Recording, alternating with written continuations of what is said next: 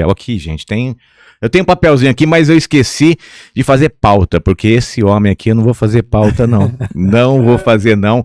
Já me avisaram o seguinte, eu posso falar o que eu quiser, posso dizer o que eu quero, que ele vai falar. Então você segura aí no sofá, faz a sua pipoca, porque hoje o bicho vai pegar, né, Afonso? Uai, estamos aqui para responder o que você perguntar.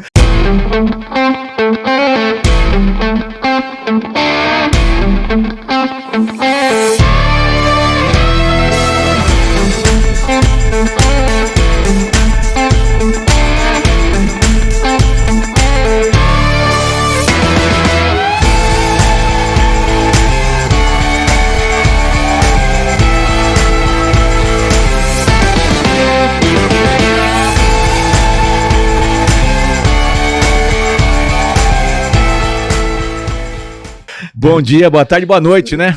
Meus cumprimentos, então, para não repetir todos os bons dias, boas tardes e boas noites. Meus cumprimentos aos telespectadores, aos... Quem está aqui com a gente, se estiver escutando nos cortes, seja onde for. Perfeito. Primeiro eu quero agradecer você por você estar aqui. É uma felicidade imensa ver que as pessoas estão vindo, desde o primeiro episódio até agora, e é legal, a gente convida, vocês estão vindo de coração, isso é gostoso, é sinal que o Daniel, o Zac, o podcast, a estrutura, ela tem uma responsabilidade grande que nós estamos falando, e vocês confiam na gente. Lógico. Isso é bacana. Muito obrigado. Eu que agradeço. Eu vou começar doce, então, com você. Começa do jeito que você quiser. Eu quero saber o seguinte, da onde surgiu o Afonso Macchione? De qual cidade veio? Você estudou aonde? Vamos começar uma coisa bem doce. Bom, eu nasci em Catanduva. Meus pais vieram da Itália. Eu nasci em Catanduva. Nós sempre moramos ali na 7 de Fevereiro, lá no posto de esquina com a Minas Gerais. Eu me criei ali, né, trabalhando no posto, ajudando na oficina mecânica, lavando as ferramentas, colocando no quadro. Isso desde que eu me lembro de criança, 6, 7 anos, já estava com essas atividades. Seu avô tinha o posto? Meu avô tinha o posto, ali tinha a fábrica de carroceria de caminhões, ali faziam móveis, e tinha oficina mecânica, era um grande complexo, isso nos anos 50, né? De 50 até meados de 60, né? Ou antes, durante a década de 50, acho que é melhor. Então eu tive ali um início, né? Eu me lembro que eu lavava as ferramentas no finzinho do dia para pôr no quadro, e à noite eu não dormia porque a gasolina queimava as mãos. E olha o risco que a gente corria sem saber, porque a gasolina tem chumbo, não é? E o chumbo é cumulativo no organismo.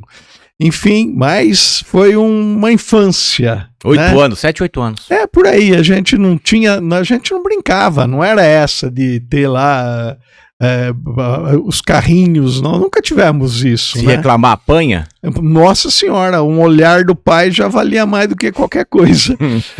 E aí nos anos 60, gente um pouco já maior, aí minha família adquiriu lá o bar lá na rodoviária, e nós fomos colaborar lá também, ajudando, fazer suco de laranja, fazer garapa, fritando pastel, fazendo coxinha, enfim, né, da década de 60, 70, foi um trabalho...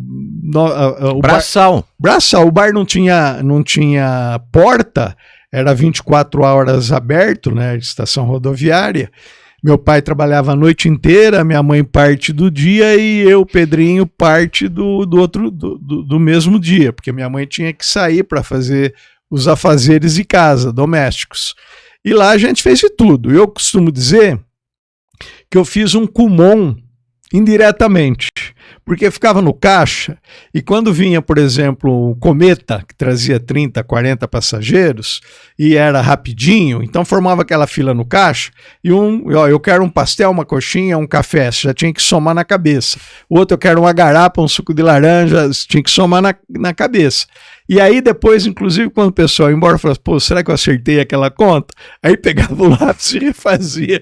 Então nós fomos exercitados a isso, né? Ao trabalho. trabalho. A nossa vida sempre foi de muito trabalho. E responsabilidade, né? E responsabilidade. Aí, já com os 13, 14 anos, o meu pai comprou a engraxataria que tinha na rodoviária. E aquela época, todo mundo usava sapato, não tinha o tênis tão difundido como tem hoje. Então o pessoal engraxava sapato. Então nós tínhamos 4 poltronas, aquelas poltronas mais elevadas, né, onde põe o pé para engraxar um pouco mais baixo, e a gente sentava no banquinho, né, e ali a gente engraxava o sapato de quem passava pela rodoviária. Meu pai comprou e falou: olha, eu comprei, mas eu não paguei. Quem vai pagar são vocês, né? E nós tínhamos, eu e o Pedrinho, tínhamos que estar lá todo dia. Nós tínhamos mais 2 meninos que trabalhavam conosco por comissão. Então você tinha que aprender a pagar a comissão dos meninos que trabalhavam conosco. Você tinha que fazer cotação para comprar lata de graxa onde era mais barata, e em todos os empórios de Catanduva. Você tinha que comprar a flanela para dar o brilho. Enfim, e isso tudo foi desenvolvendo. Você tinha que fazer a conta quantas latas, com uma lata de graxa, quantos sapatos você engraxava, senão você não fazia o custo. Nós temos que lembrar que não tinha telefone direito, não tinha internet, não tinha nada, era na raça, né? Na raça, da mesma forma que no bar, enquanto nós estávamos lá também ajudando, a gente fazia conta, 1 quilo de café faz quantas xícaras, né, naquela medida que era usual, e quanto vai de açúcar, né? Então a gente foi desenvolvendo essa habilidade, né? Então foi tudo muito trabalhoso. Aí nós saímos para a faculdade, para fazer o cursinho também a gente não tinha dinheiro, e eu sou muito grato ao professor Paul, ao professor Nelson Pires, ao professor Moacir, ao professor Alberto, que eles me deram uma oportunidade, porque eu sempre fui muito Caxias no que eu fazia. Eu nunca fui bom aluno até no colegial. Mas eles me deram a oportunidade, que eu dei uma reclamada lá, que eu estava com dificuldade, e aí eles me deram para mim datilografar as apostilas de zoologia. Então eu datilografava no stencil, fazia as cópias e montava as apostilas. E aí eu deixei de pagar o cursinho, né? Entendi. Foi uma troca de serviço.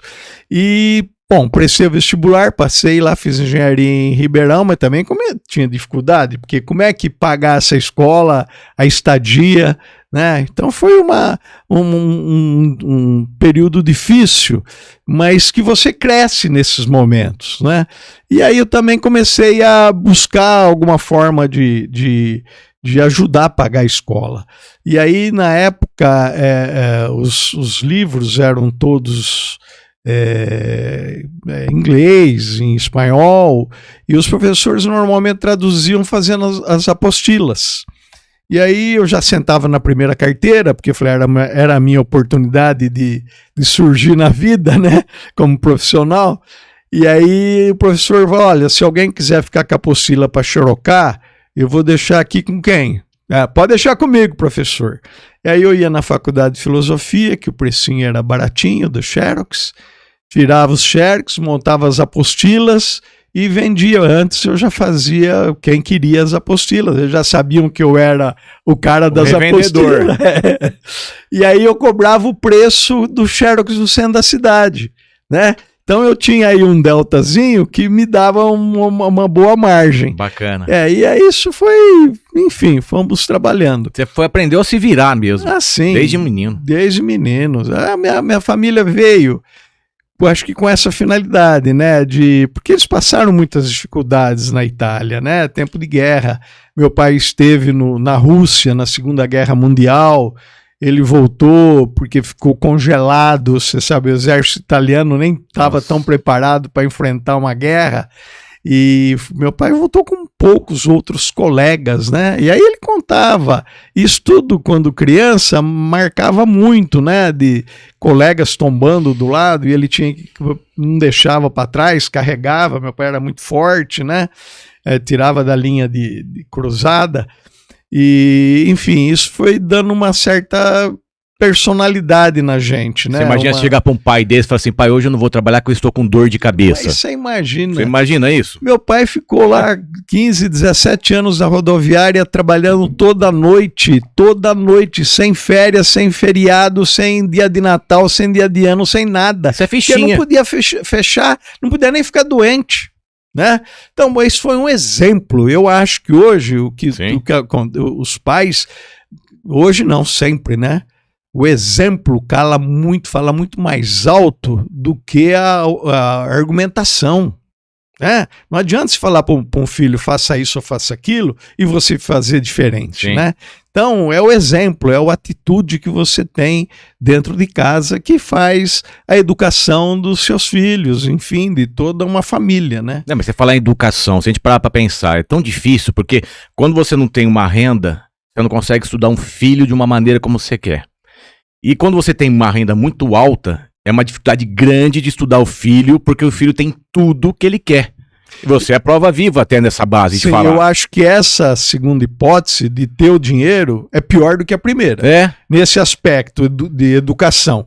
Porque eu tenho amigos que não tinham nada e conseguiram ser doutores. A maioria. Né?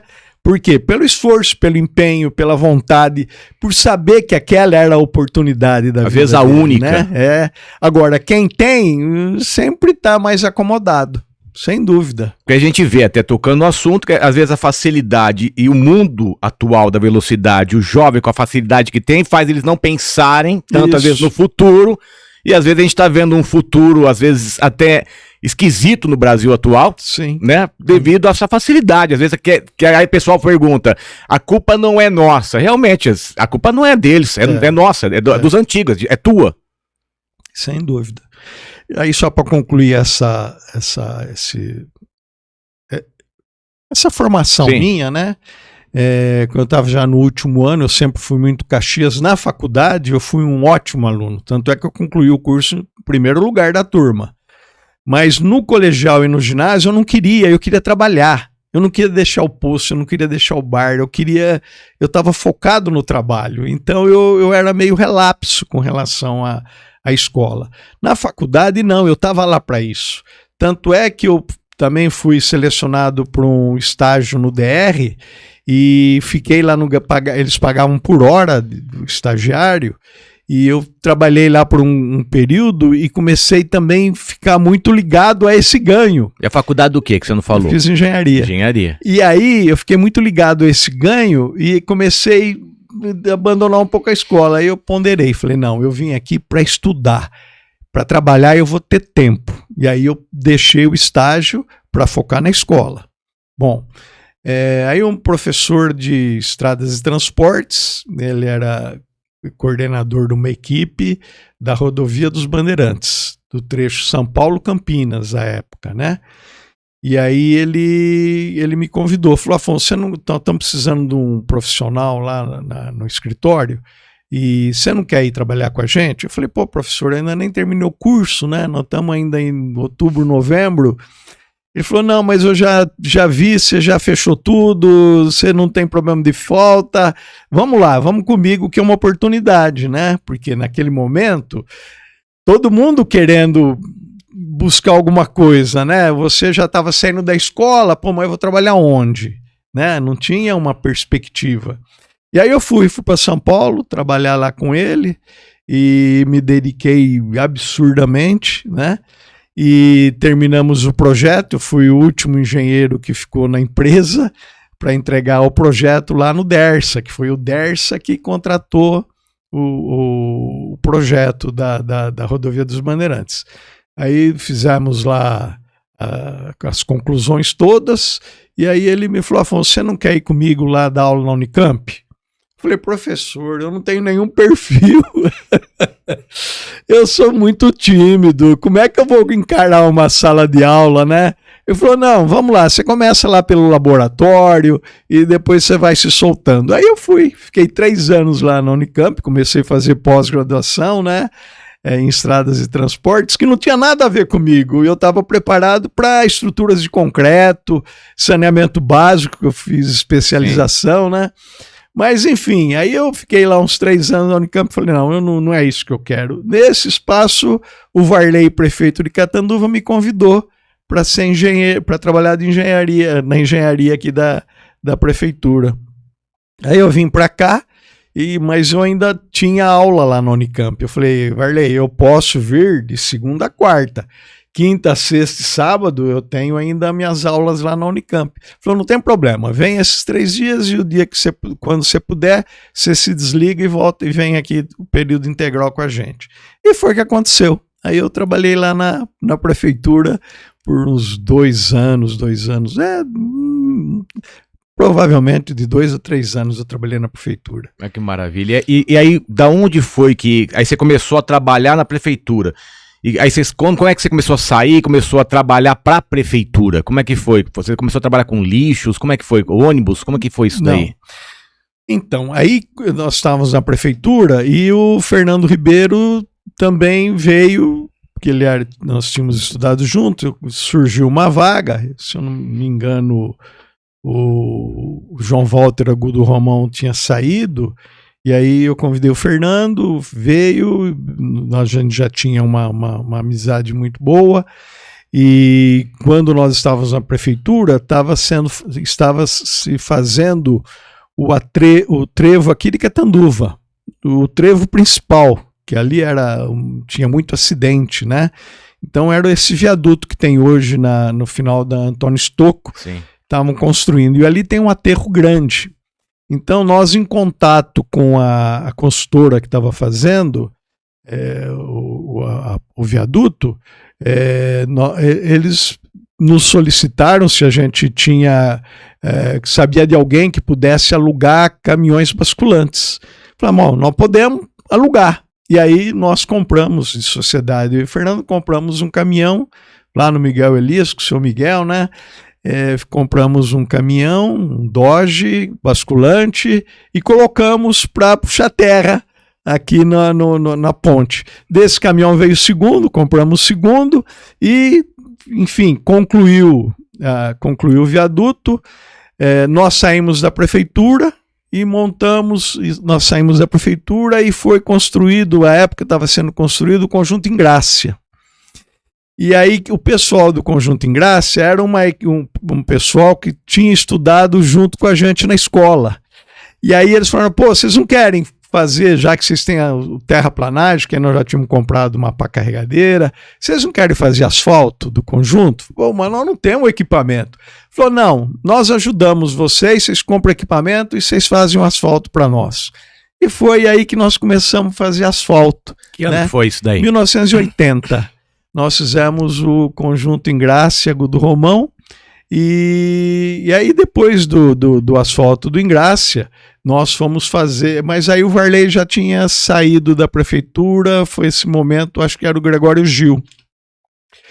Aí nós começamos a fazer asfalto em outras cidades, fizemos lá em Monte Azul, enfim.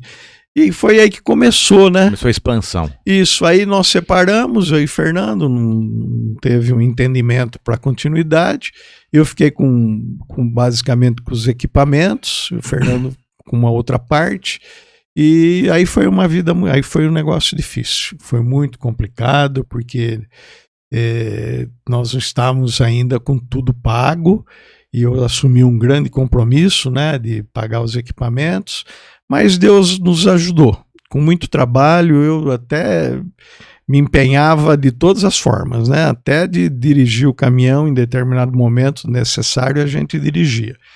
E foi aí, também eu fazia tudo na época, né? Eu passei a vender asfalto batendo na porta da casa, porque tinha um tal de plano comunitário aqui em Catanduva. Você vendendo 70%, os 30% que eventualmente não pudessem pagar, a prefeitura assumia. Então a gente fazia o levantamento, eu ia na porta das casas, perguntar se as pessoas se dispunham a pavimentar, punha o plano de pagamento para eles, a gente mesmo fazia a cobrança e levava para o prefeito. Na época já era o Zé Alfredo. Levava, olha, tem o quarteirão tal, tem o índice, eu levava tudo desenhadinho, bonito, ele autorizava ou não fazer. Quando autorizava, a gente executava e assim foi desenvolvendo. Nós asfaltamos o bairro Santa Rosa inteirinho nesse sistema, só que aí já tinha entrado a Caixa Econômica Estadual para fazer o financiamento, né? Então isso nos ajudou muito, né? Aí foi a Santa Rosa, foi a Vila Paulista, parte da Vila Celso, enfim, foi o Jardim Bela Vista, e aí começou dando, mas era um trabalho que você tinha que vender o asfalto, você tinha que receber, você tinha que correr atrás de peça de caminhão, você tinha que correr atrás de mecânico, olha... Eu não vi meus filhos crescer. Você tinha quantos caminhões naquela época? Já começou, nessa época você está falando já da época do Zé Alfredo, já estava com quantos? Eu já estava com 6 caminhões. Já estava crescendo.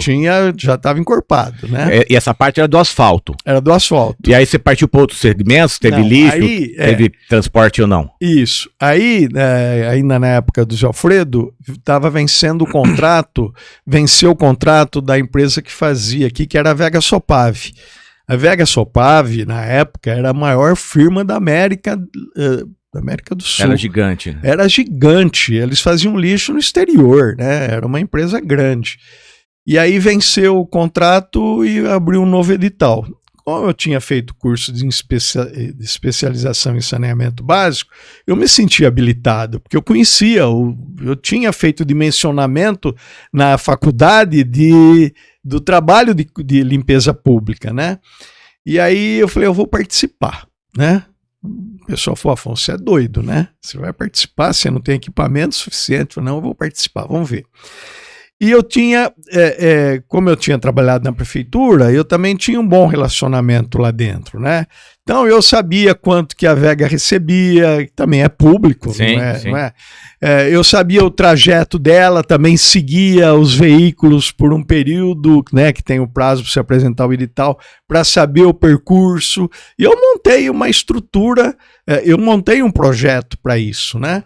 E fui participar da licitação. Quando eu cheguei na sala de reunião da licitação, que abriu os envelopes, né? O pessoal, pô, Afonso, você vai participar? Eu falei, eu vou. Pô, mas você não tá doido? Não? Eu falei, não, eu vou participar e vou fazer, né? Aí abriu os envelopes, meu preço era 30% menor do que o preço da Vega Sopave à época. Isso é constatado. Tem documentação para provar se alguém duvida. Sim. Bom, aí o Zé Alfredo ficou numa saia justa, porque ele falou, poxa, como é que eu vou fugir? Não dá para o Afonso o serviço com preço de 30% a menos. Agora, será que ele vai dar conta de fazer uma vez que ele não tem o equipamento? Essa foi a dúvida. E demorou para se decidir. Chegou um determinado momento, ele me ligou, o prefeito me ligou e falou, Afonso, a Vega Sopave já veio nos comunicar que hoje à noite ela já não faz a coleta. Você está preparado para fazer? Eu falei, eu tô. Reuni meus meia dúzia de gato pingado, desculpa o termo, sim, mas é só na expressão. Sim. Reuni meus funcionários, nós éramos em 16, contando os que trabalhavam no escritório. Para administrar, pegar tudo isso, né, meu? Aí juntamos os caminhões, os 6, com a grande frota, e fomos fazer a coleta. Só que nós tínhamos um problema. Falei, nós vamos coletar agora à noite, mas amanhã cedo tem que coletar também. Então vamos nos dividir, porque ninguém vai aguentar virar a madrugada coletando lixo e durante o dia, né? Esse outro trabalho você parou? Não, os outros trabalhos ainda estavam. Já estava indo. Estava indo, mas aí você dá uma diminuída, uma acomodada.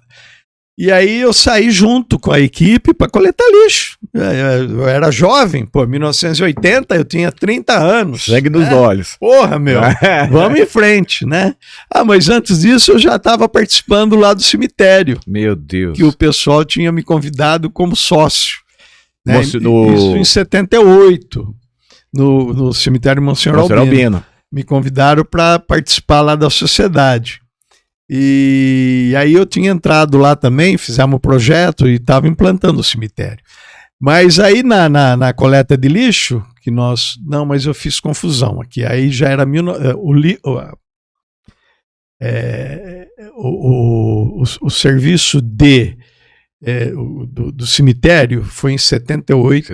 80.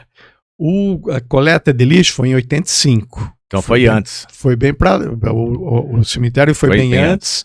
E a coleta de lixo, o edital, nós começamos a fazer o lixo em Catanduva em janeiro de 85. Bom, nós tínhamos lá os 6 caminhões, soltamos 6 caminhões à noite, no outro dia os 6 caminhões durante o dia, e aí eu fui lá na Vega Sopave durante o dia, que eles estavam demitindo os funcionários. E aí eu falei, gente, estamos abertos, quem quiser trabalhar, estamos contratando toda a equipe. Toda a equipe. Aí a equipe veio inteira. Bom, então eu tive um dia de dificuldade com mão de obra. No dia seguinte preparado. Eu já tinha. Aí eu fui buscar alguém que me emprestasse alguns caminhões. Aí o próprio Miguel Elias me emprestou um caminhão que ele tinha de carroceria, outra pessoa me emprestou outro caminhão, cara. E nós começamos a coletar o lixo com caminhão de carroceria e caminhão basculante. Naquela época era caminhão mesmo, né? Era caminhão normal. Não tinha essas coisas. Nada. Não, a Vega Sopave tinha, né? Tinha. Mas era caro demais. Não, e aí eu precisei comprar. Né? E aí eu comprei 3 caminhões no início, lá no Miguel Elias, e comprei 3 caçamba de coleta de lixo. Vai juntando dívida. Mas eu também no primeiro mês, depois do mês de trabalho, eu também tinha essa receita para poder assumir esses compromissos. Entendi. Né? E assim foi, de 3 comprei mais um, no fim eu estava com 7 caminhões de coleta de lixo, a equipe toda formada. Aí de Catanduva nós fomos fazer coleta de lixo em Votuporanga, Barretos, Sertãozinho, fiz lixo em Caçapava. Olha só onde que a gente se meteu, né? Porque começa a tornar-se mais fácil trabalhar, né? Você já pega um eixo, já vai... tem planta. E você vai montando equipe, você vai fazendo profissionais e funcionários, você vai vendo aquele que tem habilidade para ser um líder, para você já preparar para uma próxima... possibilidade, né? As demandas que vão vindo. Se crescer, o fulano está mais ou menos preparado para ir para lá. Sim. Então, sempre nós fizemos. Eu acho que se eu tive algum mérito no meu desenvolvimento empresarial, foi de sempre ter me cercado de pessoas competentes e boas. E como é que você focava nisso? Como é que você olhava para aquele lado? Acho que é um feeling. Eu acho que é coisa nata. Mas hoje, eu acho que hoje, se você começasse hoje, você ia apanhar, meu amigo. Pode ser que sim. Porque esse filho está falando de uma época que as pessoas tinham que ralar. Muito. Não tinha internet, tinha telefone, não tinha o negócio, a pessoa mandar mensagem, eu fui maltratado, e as pessoas curtir, compartilhar. Sem dúvida. É que eu falo, aquela tua época não é que era mais fácil. Não, mas era mesmo. As pessoas eram mais focadas. Era mais focado. Mais forte. Mais focado. Então, aí desse mesmo período, ainda em 85, tava aquele boom de prédio aqui em Catanduva. Sim. E eu falei, vou montar uma concreteira, mesmo porque no asfalto a gente usava na Gui Sarjeta, a gente comprava concreto, né? E também em obras, eu fiz o conjunto habitacional lá no Pedro Nechar, eu fiz o conjunto habitacional do Solo 2, fomos nós que fizemos, né? E fizemos mais de 5, 6 mil casas aí em Bebedouro, em Matão, e nós começamos... Isso da empresa Afonso, esse Maquione. Isso, só Maquione, com o mesmo CNPJ até hoje. Nós não demos balão em ninguém. Essa é a diferença mesmo. Porque muitas empresas faziam isso naquela época, né, Afonso? Nossa, dava balão para ficar com dinheiro e abrir um CNPJ. Hoje ainda, a gente tem alguns conhecidos que mostram. É impressionante, as pessoas faziam mesmo. Abrir o CNPJ, quebrava, abria outro, quebrava e saia quebrando, né? E aí eu montei o concreto, aí entregamos concreto na maioria dos prédios, porque eu trouxe um grande profissional junto, né? O Walter Kruger, que hoje é o dono lá da Concreval, e falou, Walter, aqui o nosso metro cúbico é metro cúbico, nós não vamos tirar nenhuma grama, nenhuma pedra do concreto do metro cúbico que alguém pedir, porque nós queremos vender seriedade. E aí o que aconteceu, amigo? Eu tenho um fato interessante. Quando eles começaram, em determinado prédio, começou a comprar da gente, eles perceberam que o concreto que ia no pavimento tipo do primeiro andar, que tinha que ser o mesmo do segundo, quando já tinha feito a primeira laje e nós fomos fazer a segunda, o nosso concreto rendia mais. Ou seja, tinha tido algum nó na primeira laje. E aí chegaram até a destituir construtora na época. Loucura. Né? Mas a construtora também não tinha muita culpa, né? Tem mais inimizades aí. E aí nós fomos criando mais, como é que eu vou falar? Credibilidade, exatamente isso, né? Enfim, e aí foi seguindo, aí depois veio a licitação do transporte coletivo. Eu já tinha adquirido a empresa de transporte intermunicipal de Catanduva, Catiguá, Tabapuã e Olímpia. Isso a gente já tinha adquirido antes. E aí abriu o transporte coletivo em Catanduva, eu estava habilitado. Sim. E aí eu participei e fizemos o melhor transporte coletivo que essa cidade já viu. Eu não tenho medo de errar, de falar isso. Eu falo e quero ver quem consegue me dizer o contrário, não é verdade. Mas na verdade eles conseguem falar, todo mundo fala. É impressionante que fala. A gente conhece. Tanta narrativa, cara. Nós compramos 24 ônibus 0 quilômetro para fazer o lixo, os o transporte em Catanduva, né? Som a bordo, porque eu já tinha rádio. Hoje Jovem Pan, na época Antena 1, então o som a bordo. Nós tínhamos uma equipe que fazia a limpeza dos ônibus durante a noite. 5 horas da manhã esses ônibus saíam, eu estava lá na porta da empresa para ver a limpeza de cada ônibus, se estavam em condições. Eu checava, eu mesmo fazia isso, o disco do tacógrafo para ver a velocidade dos ônibus, que eu queria manter a velocidade e o horário. Ele tinha que chegar no ponto naquele horário, que as pessoas tinham que ter confiança que naquele horário o ônibus estava lá, não precisava chegar meia hora antes, 40 minutos depois, sei lá, né? Então foi um negócio maravilhoso, motoristas todos engravatados, manga comprida, descia no terminal. Primeiro o motorista desce para ajudar as pessoas a descerem, que nem com serviço de primeira linha, né? Quando ele abria para o pessoal subir, ele tinha que estar na porta para ajudar as pessoas a subir. Só faltou estender o tapete vermelho à época, né? No terminal. Então foi um negócio muito, muito, muito bom, muito bacana. Os bancos, os ônibus, todos estofados. Quando eu fui comprar na Caio, o dono da Caio até já era conhecido e muito amigo, que ele tem um parentesco em Catanduva. Ele falou: Afonso, mas você vai pôr banco estofado? Você não é louco, não? Hoje não se usa mais, todo mundo põe o de plástico, né? Aquele que nem mesa de bar e tal. Eu falei: não, eu quero pôr estofado. Mas por que você quer pôr estofado? Primeiro, que eu quero dar conforto. Segundo, que eu tenho certeza que nós vamos ter uma boa manutenção e não vai ficar banco rasgado, né?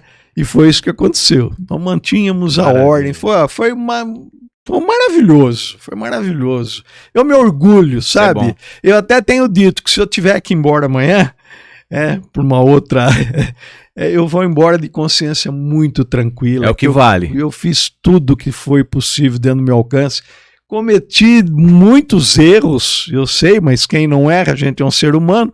Mas o saldo é muito positivo. Beleza, agora eu vou te falar a verdade, tá amargando meu café. Você tá começando a amargar a vida aqui. Tá pronto? Prontíssimo.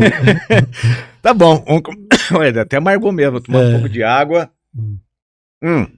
Pessoal, falando nisso, quero agradecer o pessoal da Revista Estampa, Merlin Brindes, a Mercavejo Brasil, a Ligue Shop Germânia também, um forte abraço, o pessoal da Óticas Brasil, muito obrigado, pessoal que está apoiando e patrocinando aqui o programa, todas as entrevistas no cafécomzakia.com. Afonso, é o seguinte, vou começar positivamente falando, essa base que você falou de citação de 30% de desconto, praticamente brincando disso, você lembrou meu pai. E eu acho que você vai relembrar dessa história em 2009 e 2010. Foi na época da saúde, a gente trabalhava no hospital aqui em Catanduva. E eu lembro ele perfeitamente. Quando a gente chegou e me levou para abrir esse negócio da licitação, tinham grandes hospitais, grandes mesmo.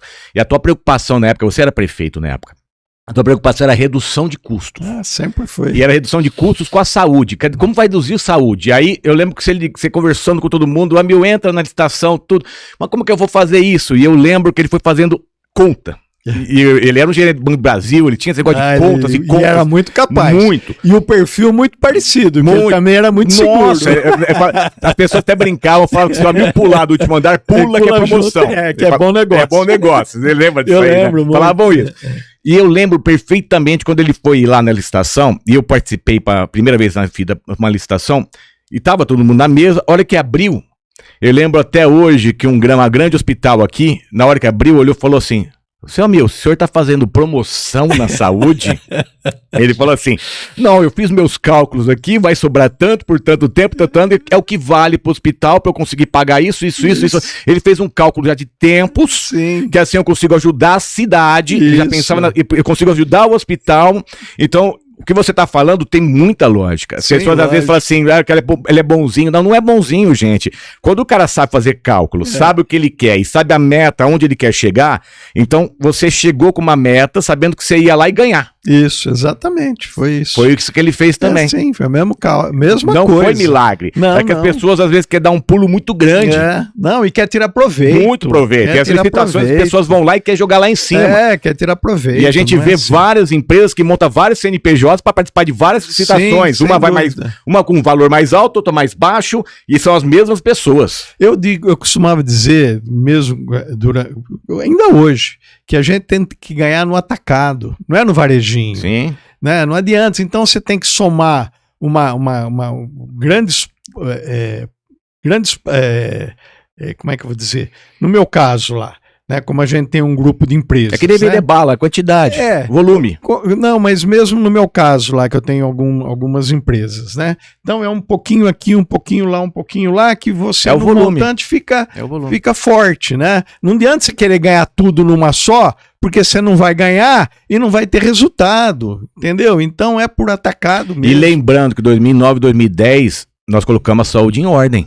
Opa, mas vocês deram grande ajuda, porque as coisas estavam degringoladas, a prefeitura não tinha condições de se adequar no momento, porque os médicos ganhavam muito mal e nós não poderíamos dar aumento só para o médico, em detrimento dos outros funcionários, e a prefeitura não tinha recurso financeiro para dar um aumento considerável para todos. Sim. Então, qual foi a saída? Terceirizar a mão de obra da saúde. Aí depois isso foi aumentando com remédio, enfim, sim, mas inicialmente era terceirizar a mão de obra. Começou com você ali. Foi, e isso foi muito bom, porque vocês ajudaram muito na época.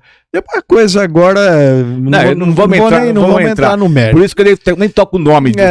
Não coloquei o nome, mas eu lembro dessa história porque ficou eu e ele trabalhando, que nem um doido mesmo. Ele falava, aí a gente começou a reduzir tudo e deu certo. Quando quer fazer as coisas funcionam. Lógico que você precisa, então não adianta com desculpinha. Quando quer fazer, as coisas funcionam.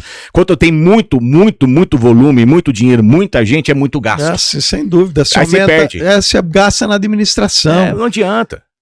É o trabalho, gente. Você tem que trabalhar, não tem conversa. Quando um consegue fazer o serviço de dois, você está economizando um. Sim, é isso. Entendeu? A gente fazia lá serviço que a gente brinca hoje. Hoje eu não sei como que tá, mas antigamente a gente fazia serviço para 20. Fazia mesmo. Ele me colocava para fazer SAMU, pronto atendimento, almoxarifado, compras, a gente fazia um serviço de 10.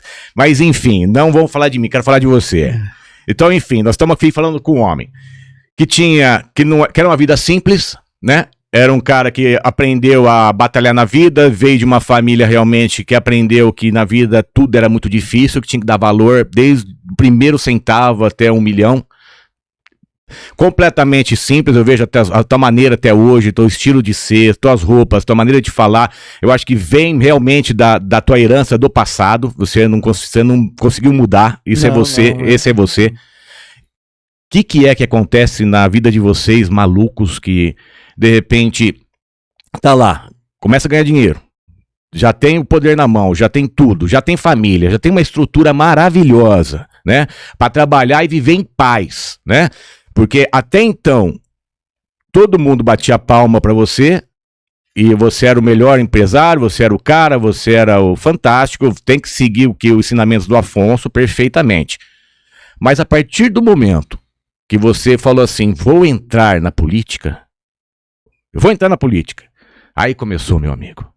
Toda essa pergunta que eu fiz para você de lixo, de ônibus, tudo que você explicou agora, eu acho que as pessoas começaram a inverter muitas histórias. E aí vinha. Ele roubou ali, ele roubou aqui, ele roubou lá, ele fez isso aqui, também a vida dele foi fácil, também ele ganhou fácil, também ele ganhou desse cara, esse cara deu para ele o caminhão, esse cara deu para ele o lixo.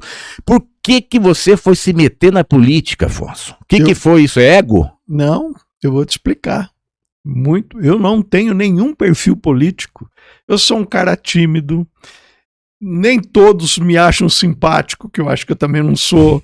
Muitos me acham arrogante, eu não sou. A arrogância vem em função da timidez, né? Se é que... Bom, enfim. Sim. Mas eu tive um motivo muito sério para entrar.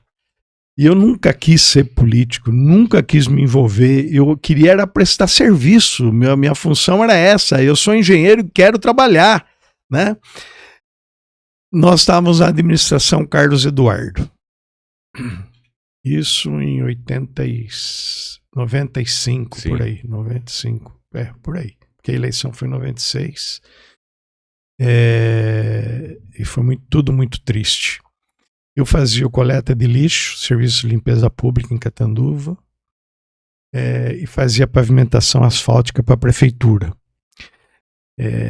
Em 95, nós estávamos, além do lixo, nós estávamos asfaltando o Solo Sagrado, um bairro enorme.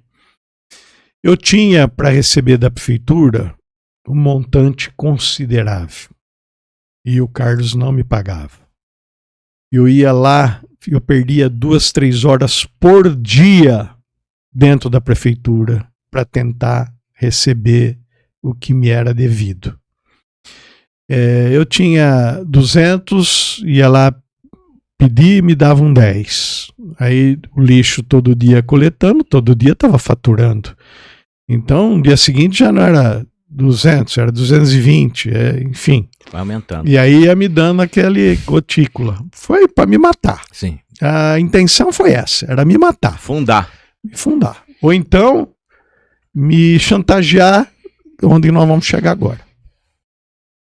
Chegou num ponto em que fizeram várias pesquisas e o meu nome aparecia muito distante dos demais.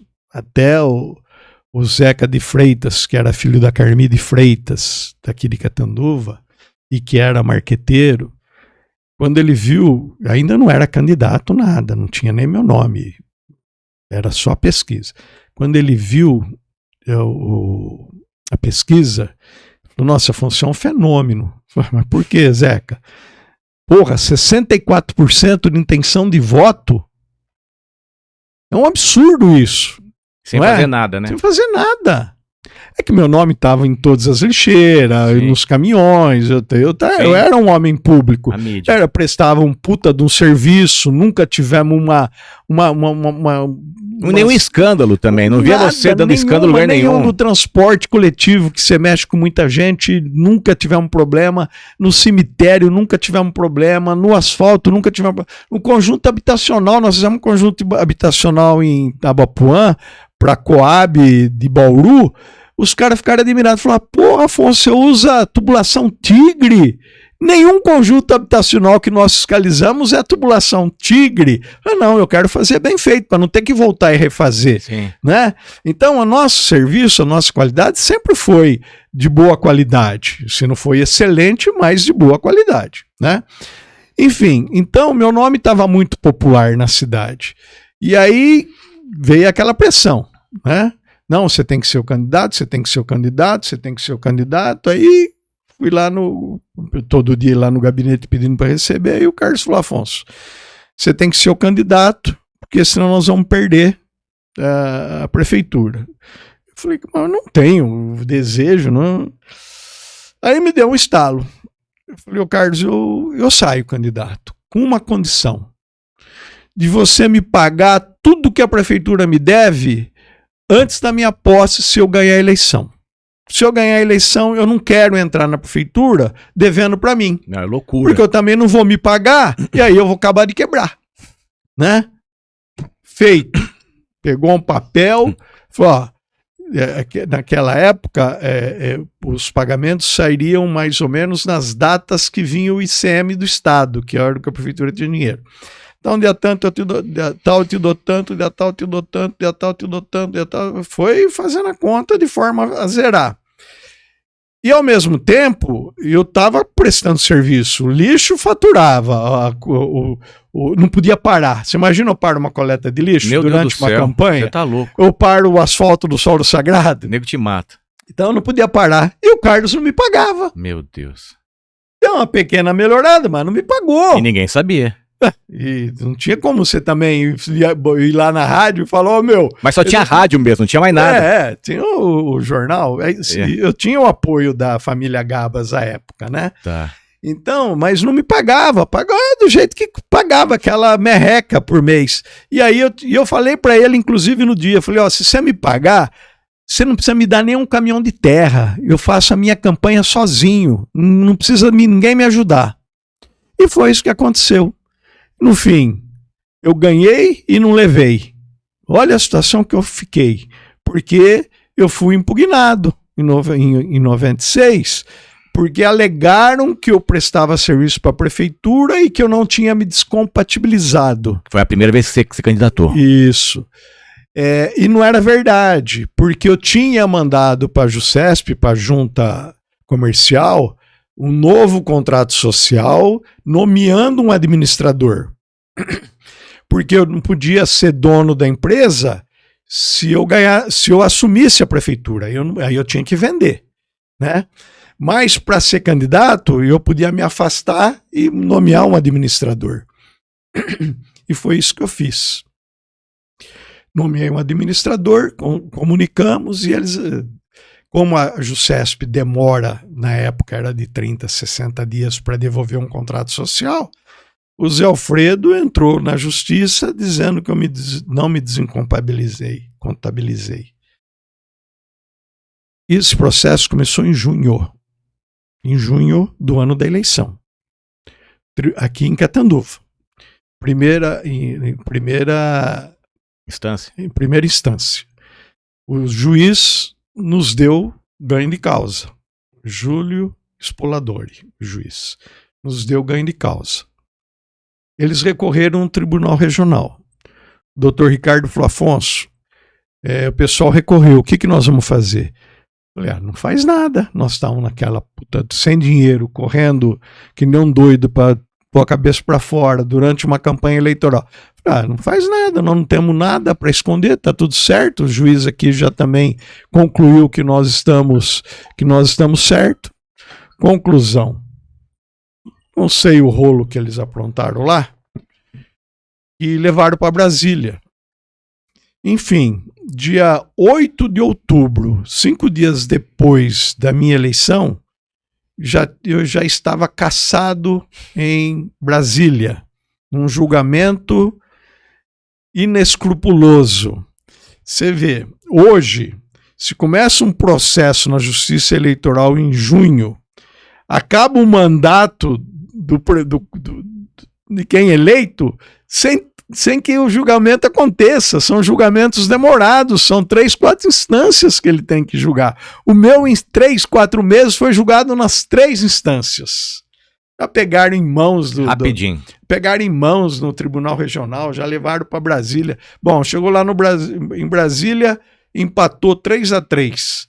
3-3, o voto de Minerva é pro réu, porque teve uma dúvida. Então, não condena. Normalmente é assim que acontece, né?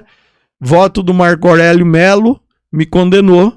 E qual era o relator, qual era a descrição dele? Que o julgamento não tinha sido concluído em São Paulo, que ele chegou lá sem estar concluso em Brasília. Olha a maracutaia que fizeram, uma vergonha. Foi em 96. 96, foi para a eleição de 96. Eu lembro porque eu tinha 16 anos naquela época, foi a primeira vez que eu votei.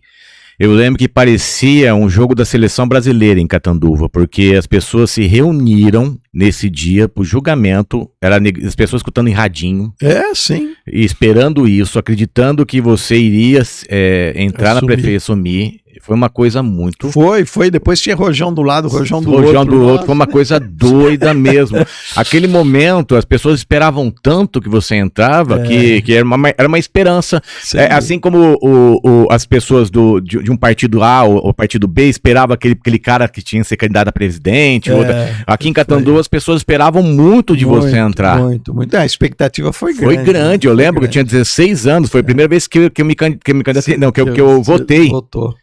Eu lembro, se eu não me engano, você estava na Rua 7, o teu partido. Era ali. Era na Rua 7. Comitê na Rua 7, não era? Isso. Eu lembro que o pessoal ficou lá esperando, expectativa, rojão de um lado, rojão do outro. Aí quando soltou o rojão do outro lado, quando baixou a cabeça, tinha gente chorando, Afonso. Eu lembro Agora você imagina eu lá no julgamento, eu e Eloá lá em Brasília, acompanhando o julgamento e ver os nossos adversários todos se abraçando felizes e a gente com a verdade sendo derrotado. Quem que foi depois? Quem foi o prefeito naquela época?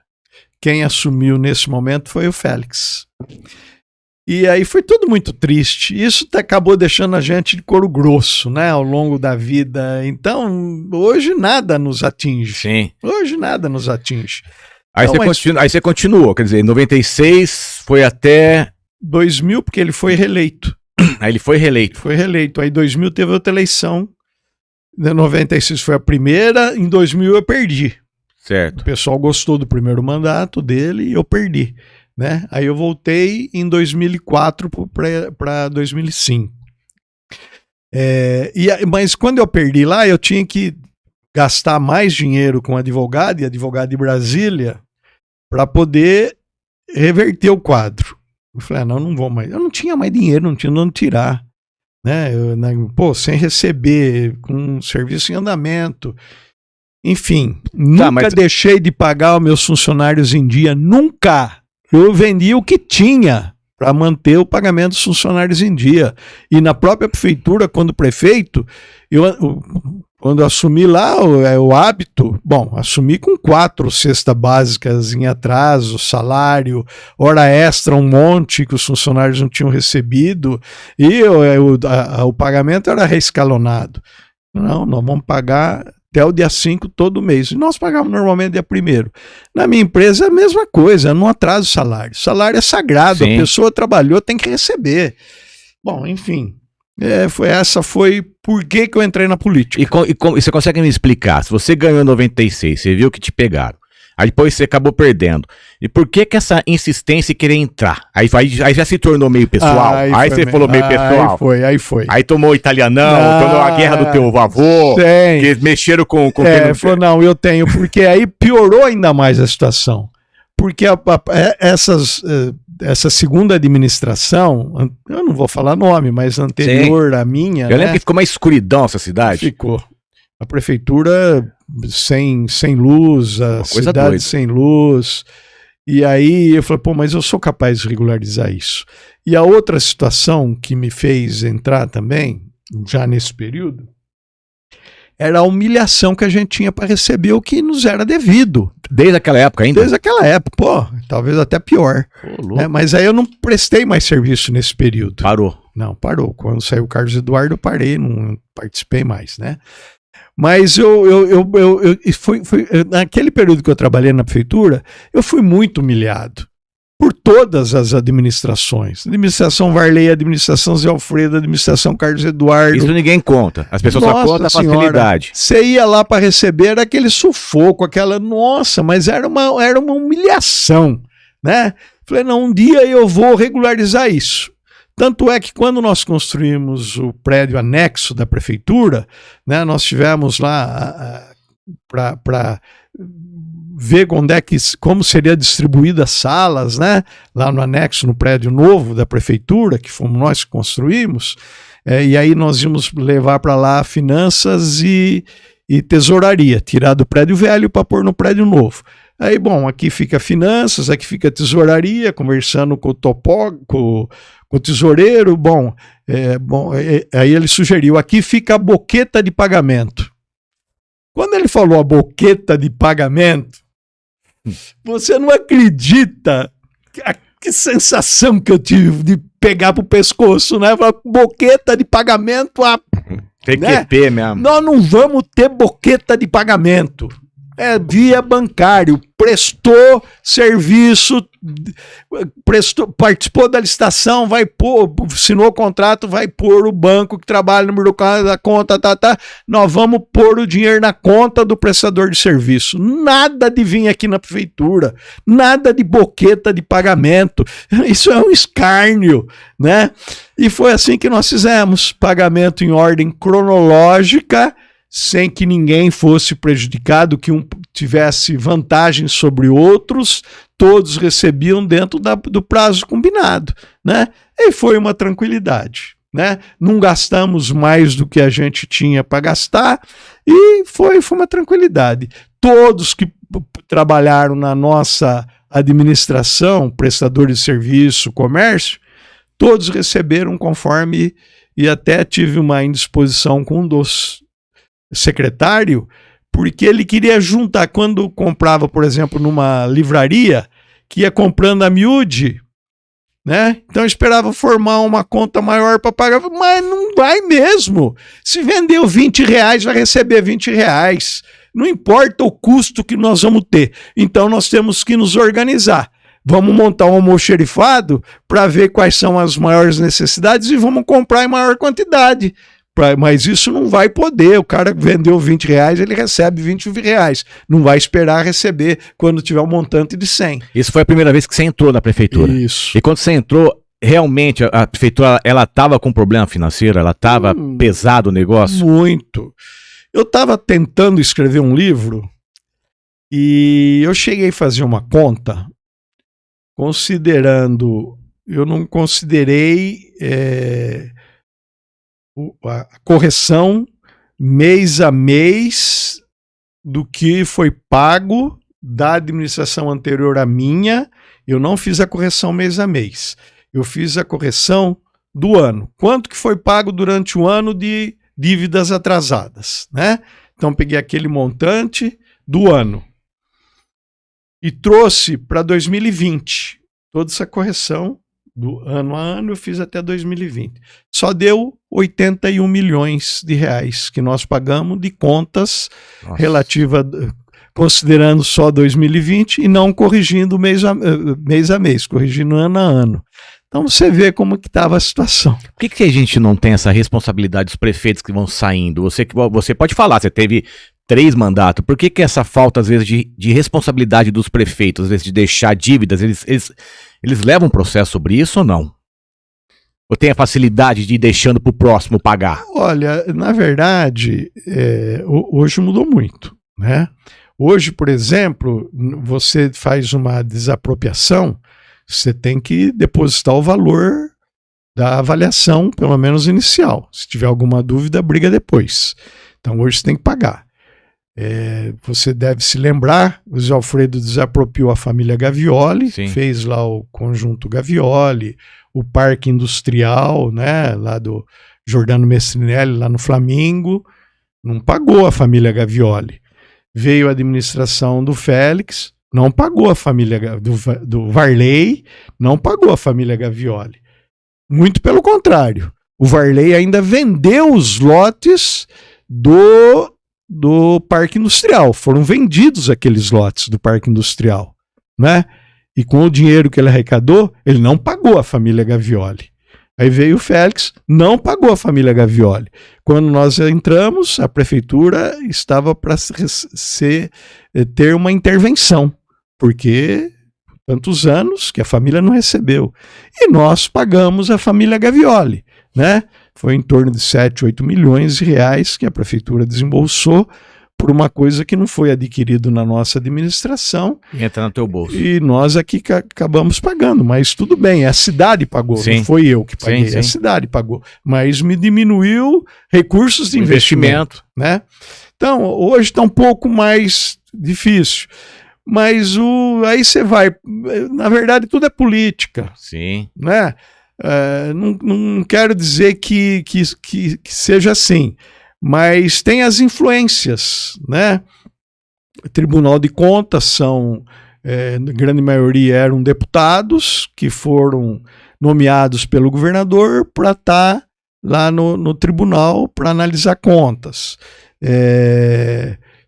Tem outras maneiras que não são lícitas, que às vezes se ajeitam. Sim. Né? Então é difícil. Se o cara não tiver consciência administrativa, se ele não amar a cidade... É difícil mesmo. Se ele não for um idealista, meu filho... Ele fica louco. Não, e é muita proposta. É muita oferta. Se a pessoa não for firme, ela entra. Entendeu? Então, é difícil. O ser humano é carne. E depois que você entrou, você não sai. Você não sai. Porque sai. Você se amarra. A gente percebe claramente em muitas coisas, independente de qual cidade, qual país, você percebe claramente que às vezes a pessoa quer votar contra, mas ela é obrigada a votar a favor de uma coisa que é absurda e tá no olhar dela que ela não quer votar. Não quer. Tá na cara que ela tá amarrada. Ela sabe disso, mas ela tem que votar. Deve ser tão triste isso, hein, Afonso? Então, aí é o outro lado. Aí é uma das coisas que acabou me tirando. Porque eu não li a cartilha, entendeu? O motivo do ônibus não é um motivo para me tirar, porque eu não cometi nenhum delito. O transporte coletivo, nós ficamos sem a empresa terceirizada por obra da própria Câmara. Você foi 3 vezes eleito, você foi 4 vezes, você ganhou 4 vezes, uma te arrancaram. Isso. 3 vezes você ganhou e na última te arrancaram também. Me tiraram você também. Vai pro Guinness em Catanduva, então. Mas em todos os aspectos. Não acha ninguém que foi 4 vezes, ganhou 4 vezes, ficou 3 vezes e 2 vezes foi suspenso, né? Cartão vermelho. E com votação expressiva, né? Quer dizer, a população queria que eu administrasse. E essa do ônibus também, que é a primeira vez que você saiu, eu vi uma comoção. E na última vez que te tiraram, eu vi outra comoção. Era gente... Eu tava lá na frente da prefeitura. As pessoas tudo fizeram um funeral dos vereadores. Eu queria identificar isso, justamente isso. Por que você saiu e realmente eu lembro a tua fúria mesmo. Eu via no teu olhar como você tava bravo. Acho que você pegava um de porrada lá. Mas é que eu sou... Você tava nervoso, cara. Você tava muito nervoso. E por qual motivo te tiraram, cara? Então, eles alegaram 2 motivos. Primeiro motivo, que eles mesmos provocaram, né? Nós mandamos nós contratamos, venceu a lista. Quando nós entramos, nós sabíamos que o contrato do lixo estaria vencendo, né? Então nós contratamos uma empresa para fazer um novo dimensionamento especializada para fazer um novo edital, né? Então eles montaram um edital e faltou a informação nossa, que a gente também se perde no tempo e a cabeça também às vezes falha, que nós não precisávamos ter mandado para pedir autorização para a Câmara para licitar. Essa autorização a gente já tinha de 10 anos antes. Podíamos ter usado a mesma.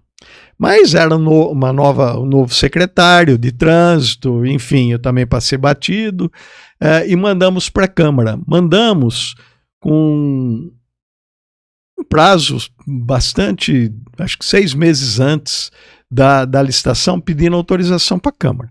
E a Câmara enrolou tudo que pôde, né?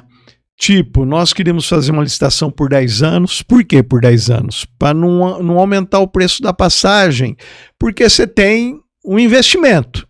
A empresa, o empresário, vai comprar 20 ônibus, ele tem que, ao longo de um período compatível, diluir esse valor. Se for um prazo curto, ele tem que pôr na passagem um valor, um delta muito maior. Se for num prazo longo, ele vai pôr um delta menor, ele vai crescer um valor menor. Pô, isso é 2 e 2 é 4. Então eu queria por 10, a Câmara brigava por 5, já com sacanagem. Porque agora fizeram para o padre a iluminação pública por 20 anos. Porra, o lixo está sendo contratado agora por 10 anos, sem nenhuma necessidade.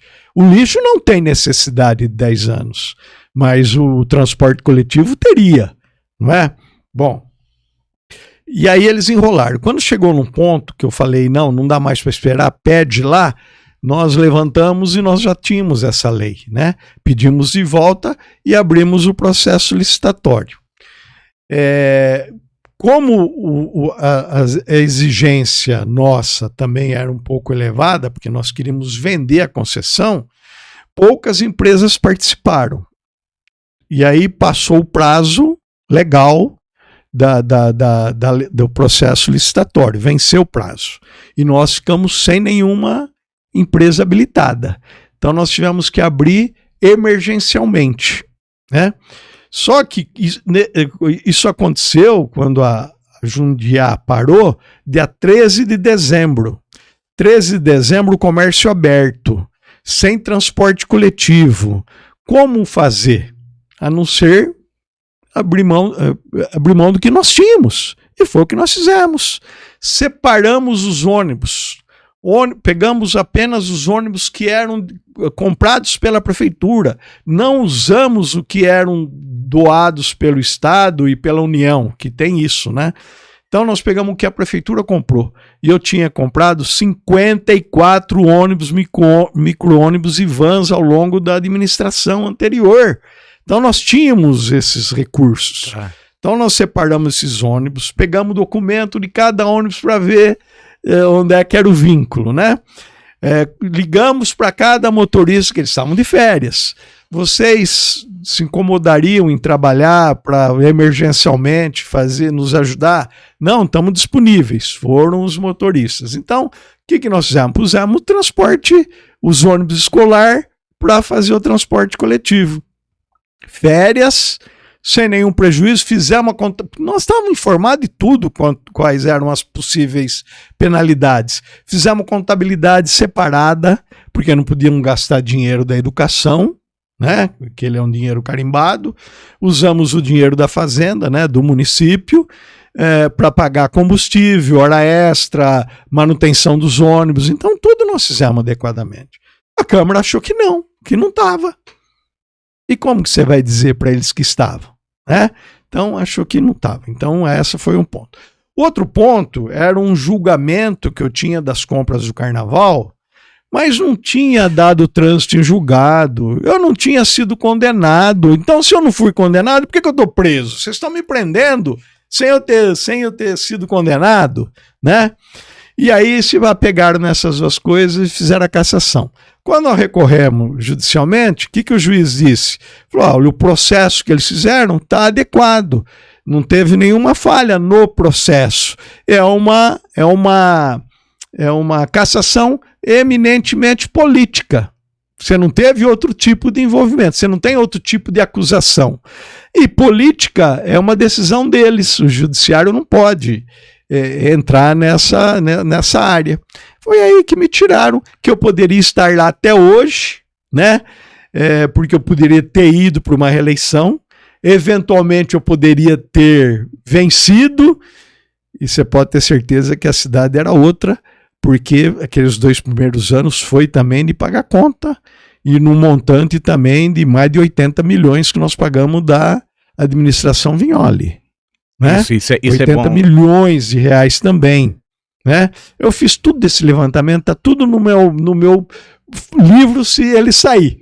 Eu lembro perfeitamente que foi eu acho que eles tentaram realmente afundar a sua imagem em Catanduva, porque realmente começaram a travar muita coisa, né? Travar para todo lado, era mato crescendo, era travando aqui, aí toda terça-feira na Câmara metendo pau, virou uma briga dos dois lados ali, que a gente percebia nitidamente, a gente que estava de fora, que a cidade já tinha travou. Eles fizeram de tudo para travar. Porque a gente depende muito da Câmara, sim, né? E fizeram isso. Ver, nós conseguimos comprar um micro-ônibus escolar, pelo Banco de Desenvolvimento do Estado, o juro subsidiado, porque é do Estado, mas eles tinham feito um financiamento, nos deram em várias parcelas para a gente pagar, e aí a Câmara tinha que aprovar, e a Câmara não deixou que eu fizesse todas as parcelas possíveis, que dava 7 mil reais, eu acho que era 50 parcelas, era 7 mil reais cada parcela, que eu tinha que pagar dentro do meu mandato.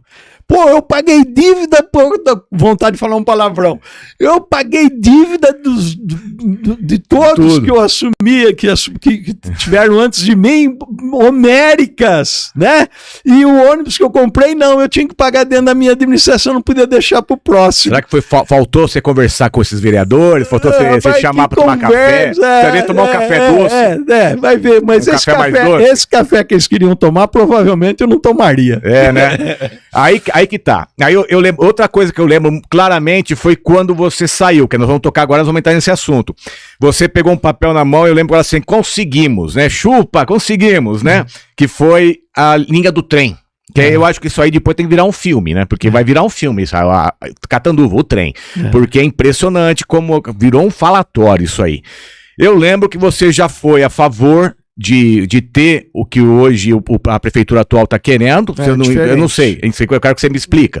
E hoje nós estamos lutando por um contorno. Nós não, vocês estão lutando por um contorno. Nós, não põe vocês, nós todos eu falo, eu tenho certeza que você também quer. Eu não posso falar nada, eu preciso identificar vocês, eu não posso, eu preciso entender vocês. Você tá certo. Eu não posso, porque se eu ficar falando se é ou não é, que nem eu, quando ele veio pra cá, eu falei também, eu preciso entender o motivo. Lógico. Porque essa é a primeira pergunta. E a segunda pergunta, você já juntando tudo, o que me preocupa muito, independente de partidos, eu vejo hoje uma linha de direita, um pensamento de direita, brigando com pensadores de direita, isso eu tô vendo claramente em Catanduva, eu tô vendo pensadores de direita com raiva de pensadores de direita, isso eu tô vendo realmente, claramente, eu vejo isso, tá? Isso me preocupa muito.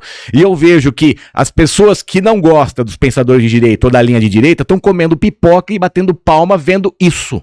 Isso está enfraquecendo os pensadores. Você, com toda a experiência do mundo, com todos os anos de experiência da prefeitura, às vezes não está na hora de chegar e dar um basta nisso, chamar todo mundo para conversar, às vezes não esparramando tanto, porque às vezes me parece ser um pouco político isso daí, porque quando eu olho e vejo, independente, tira você, mas quando eu vejo várias fotos lá, e você tá junto às vezes, eu vejo que 90% das pessoas lá vão se candidatar. Então, a gente que tá fora, a gente percebe e fala assim, isso aí é um movimento político. Né? Aí a gente vê o outro lado brigando com o outro lado, aí a gente vê que todo mundo que tá lá daquele lado é pensador de direita. E aí a gente percebe que hoje o prefeito atual tá no partido de um cara que eu apoio e eu já fui à luta com ele. E eu percebo que se esse cara vir aqui e falar assim, estou apoiando ele, as pessoas do outro lado que estão comendo pipoca vão pegar vocês dos dois lados e vão falar assim, tá vendo, gente? Eles vão colocar as fotos dos dois e falar assim, agora eles se matam.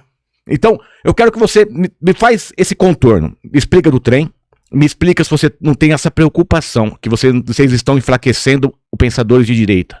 Esses dois lados, vou deixar você falar. Primeiro, sobre o viaduto que nós queríamos fazer à época, que foi um crime não ter feito. Essas pessoas que fizeram um movimento contrário podem dormir com a consciência pesada, porque fizeram com que a cidade perdesse uma grande obra que ia melhorar muito o fluxo do setor da cidade. Não tem nada a ver o contorno à época com esse viaduto. O projeto do contorno à época estava aprovado e já estava numa das possibilidades da contrapartida da Rumo. O que aconteceu que eles queriam ou nos propuseram um viaduto? Foi exatamente porque dobrou naquele momento o tamanho, a altura dos containers. E eles precisavam transportar isso do dia para a noite para o Porto de Santos.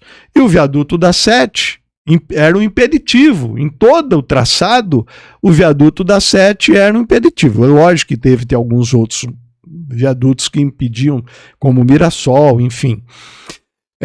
E aí eles propuseram desmanchar o viaduto da 7 e nos faziam um viaduto novo, sem que a população tivesse prejuízo. E não tinha prejuízo, porque a Rua São Paulo ia dar sequência, ia encontrar o viaduto e facilmente as pessoas voltariam na 7 de setembro de novo. né, pela Rua São Paulo, que ela teria a mão dupla, ela voltaria ali na Rua 7. Então a urgência daquele momento de fazer o viaduto era exatamente isso, nada a ver com o contorno. O projeto do contorno estava lá pronto e em andamento. Uma coisa não interferia na outra. Tanto é que como a população não quis, ele falou, bom, me chamaram num almoço lá em Rio Preto, inclusive os diretores da Rumo, falaram, Afonso, nós não queremos entrar nessa discussão, me parece que a Câmara não quer, e os vereadores foram fundamentais nisso, os vereadores não querem o viaduto, então nós vamos rebaixar a linha, porque nós precisamos passar com esses containers por baixo do viaduto. E aí fizeram o rebaixamento. O que a cidade ganhou? Absolutamente nada. Perdemos o viaduto.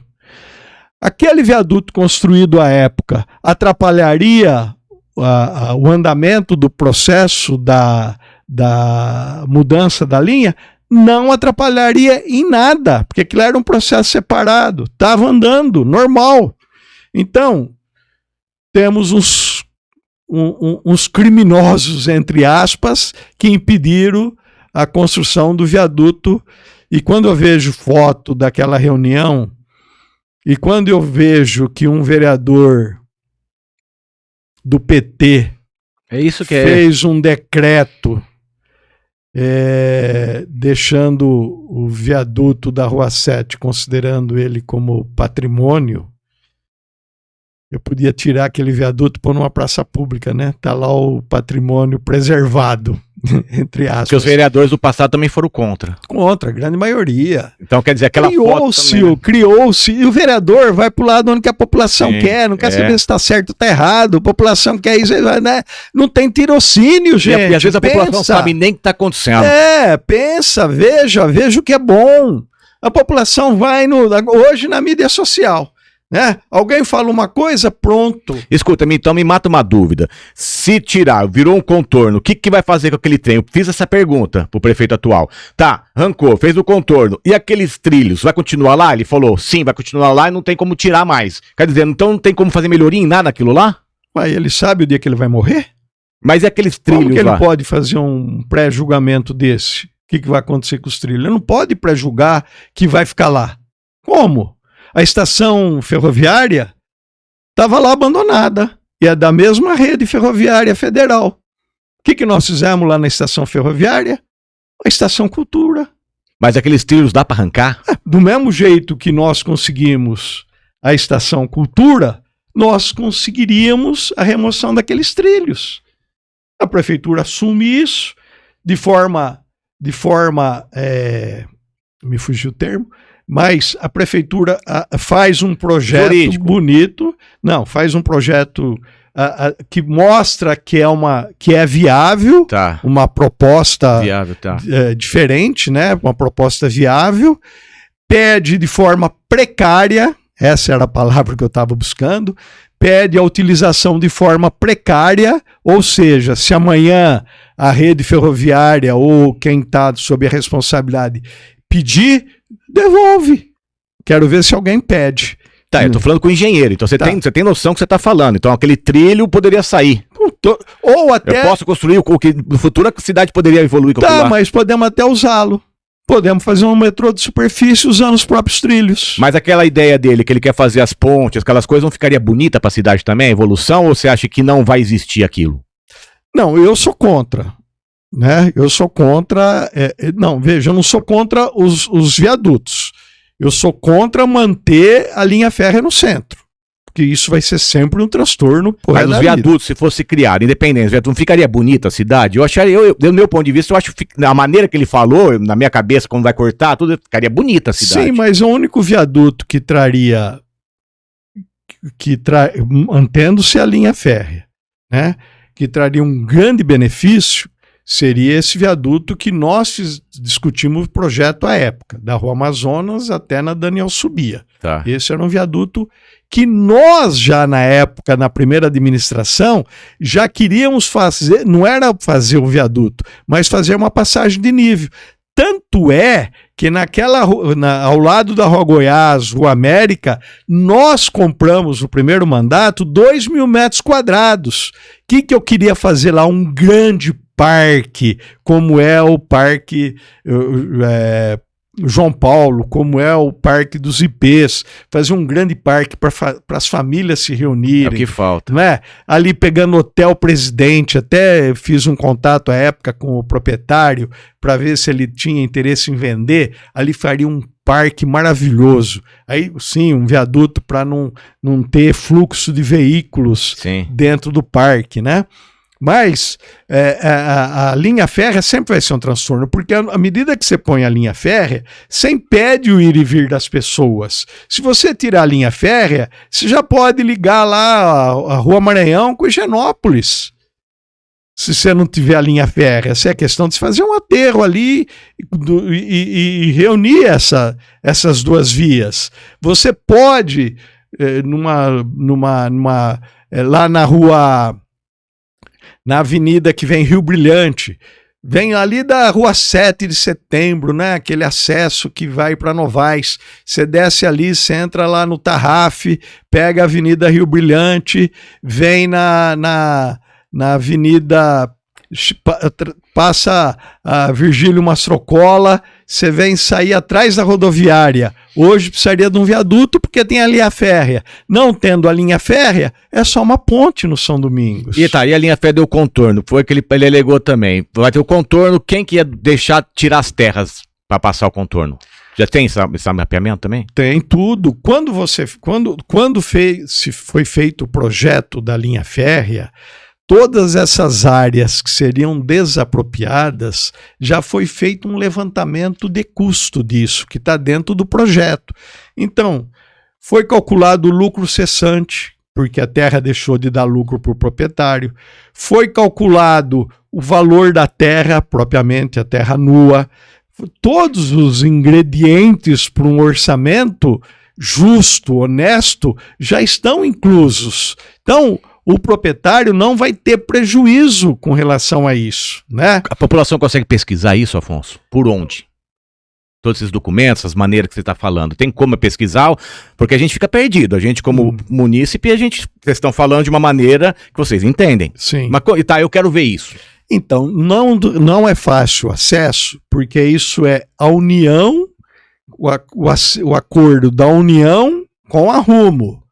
Entendeu? Aí fica aquela mas coisa. Mas é um projeto técnico que a metodologia é essa. Entendi. Né? Eles têm que seguir essa metodologia. Tem normas, não é da...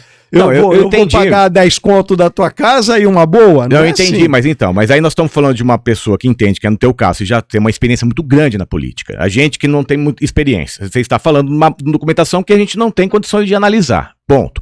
Aí nós temos o prefeito atual, que ele realmente já falou que basta uma assinatura do prefeito para ele, se vai ou não vai passar o trem, não é isso? Veja, eu imaginava que seria, mas eu agora estou achando que não. Depois dessa ida minha a Brasília, você foi a Brasília. Eu acho que pelas conversas que nós tivemos lá, não basta uma simples assinatura do prefeito, não. Porque é um compromisso já firmado e não se muda um compromisso assim da noite para o dia. Enfim, mas voltando lá, você pode usar todo esse traçado tirando os trilhos, fazendo uma grande avenida. Você pode fazer uma linha exclusiva de ônibus, passando por esse traçado, né, onde está a linha hoje, pegando lá desde o Pedro Nechar, passando pelo Giuseppe Spina, Santa Rosa, enfim, indo até lá no Teodoro Rosa Filho, no bairro Teodoro. Então seria uma linha rápida de ônibus. Você imagina, não tem impeditivo, ela vai e volta, vai e volta, vai e volta, não é? Ajudava muito no fluxo da cidade. Você pode fazer um metrô a céu aberto, né? Que hoje é muito comum isso, um VLT, né? Então, poderia até usar os próprios trilhos, não é um impeditivo, né? Com parada ali na Estação Cultura. Enfim, dá para você sonhar milhares de coisas. Olha, Nossa Senhora. Então, aí tudo bem. Agora, nada impede nada impediria esse viaduto. Tirando a linha ou não tirando a linha, esse viaduto que liga hoje, se não tirar a linha, manteria-se o viaduto da 7. É isso que eu estou entendendo da proposta. Tirando a linha,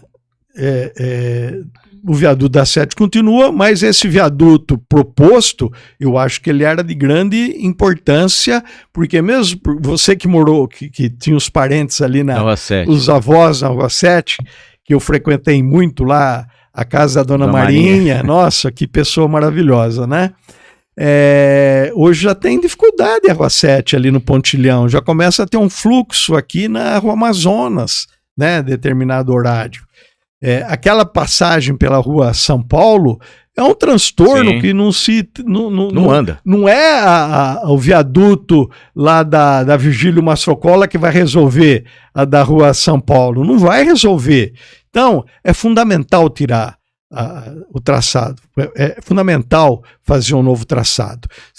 O mesmo ir e vir, vai ter ponte para pedestre. Perfeito. Mas é uma passagem pontual.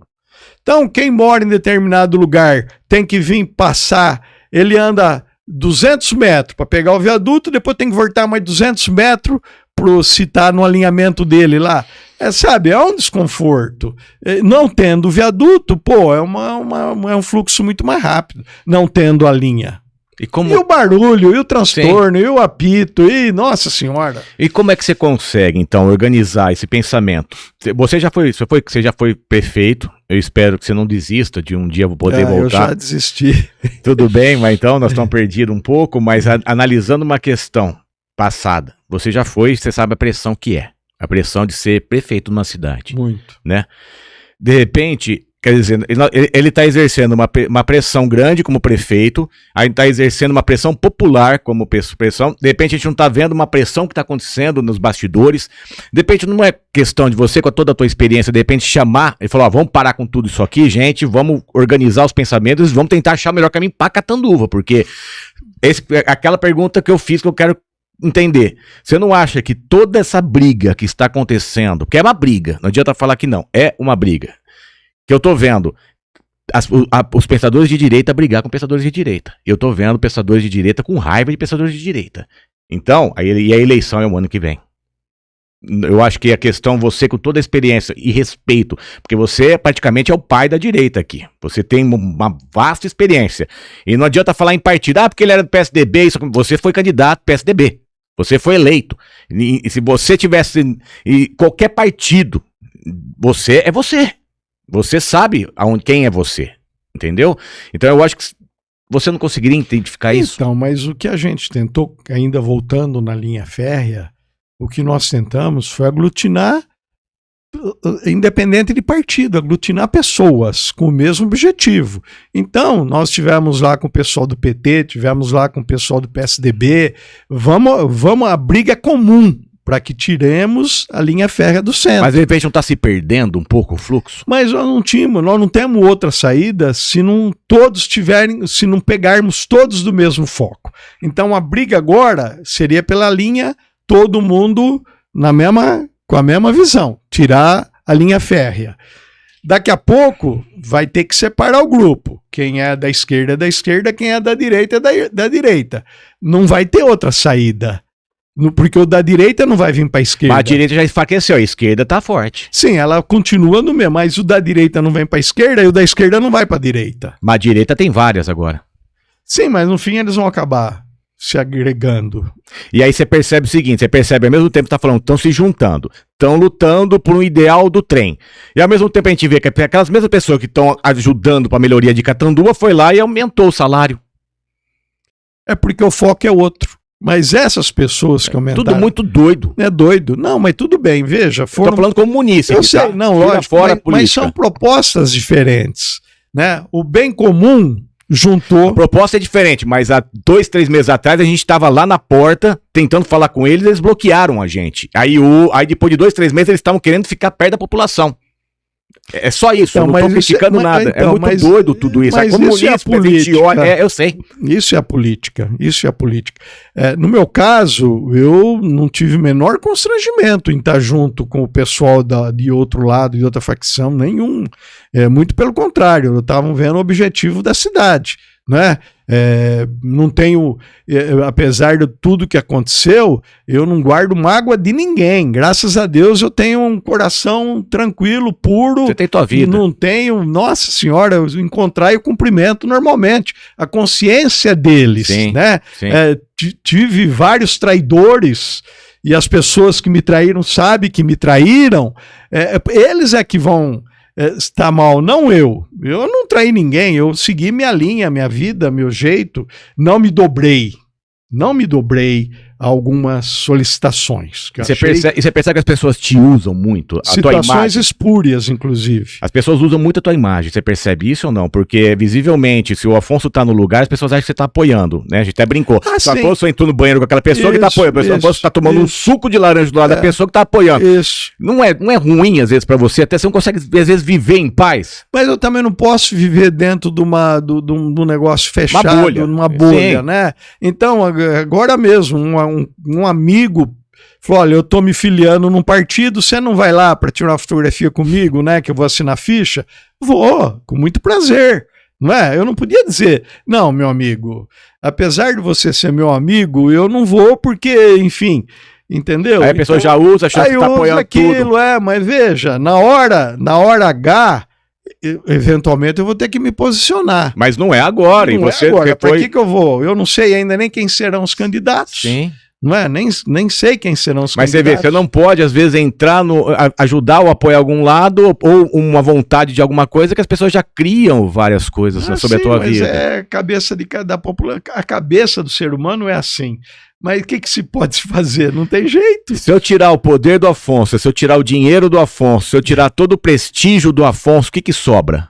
Sobra só o Afonso. Em volta dele, eu acho que só a família, né? Não, eu acredito que eu tenho aí um grupo de... Veja, não acredito. Eu vou te contar um episódio que vai pôr por terra tudo que eu ia te falar. Lá no bar do Japa, lá na esquina da Ceará, né? Estavam lá num grupo de amigos de 60 anos, não é de ontem. Sim. É de 60 anos. É diferente. Amigos que nós tirávamos férias juntos, viajávamos juntos com as famílias, que somos padrinhos de casamento um dos outros, que tivemos um envolvimento de uma família. Um deles virou para mim e falou assim: eu não voto mais em você. Eu já tinha sido cassado. Eu falei, você não vai votar mesmo porque eu não serei mais candidato. Mas por que você não votaria mais em mim? Porque você esteve na prefeitura, sabe das necessidades dos teus amigos e você não os convidou para trabalhar na prefeitura. Então, você não, em toda essa vida nossa, você não me conheceu. Eu não entrei lá na prefeitura para fazer política e nem para acomodar amigos.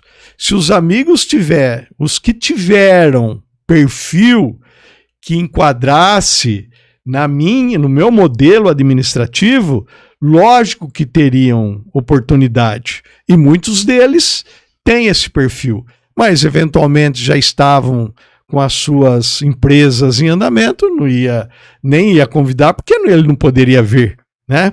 Então, eu não fui para a prefeitura com esse espírito. Sim. Então, eu não chamei... E aí que você apanhou, então.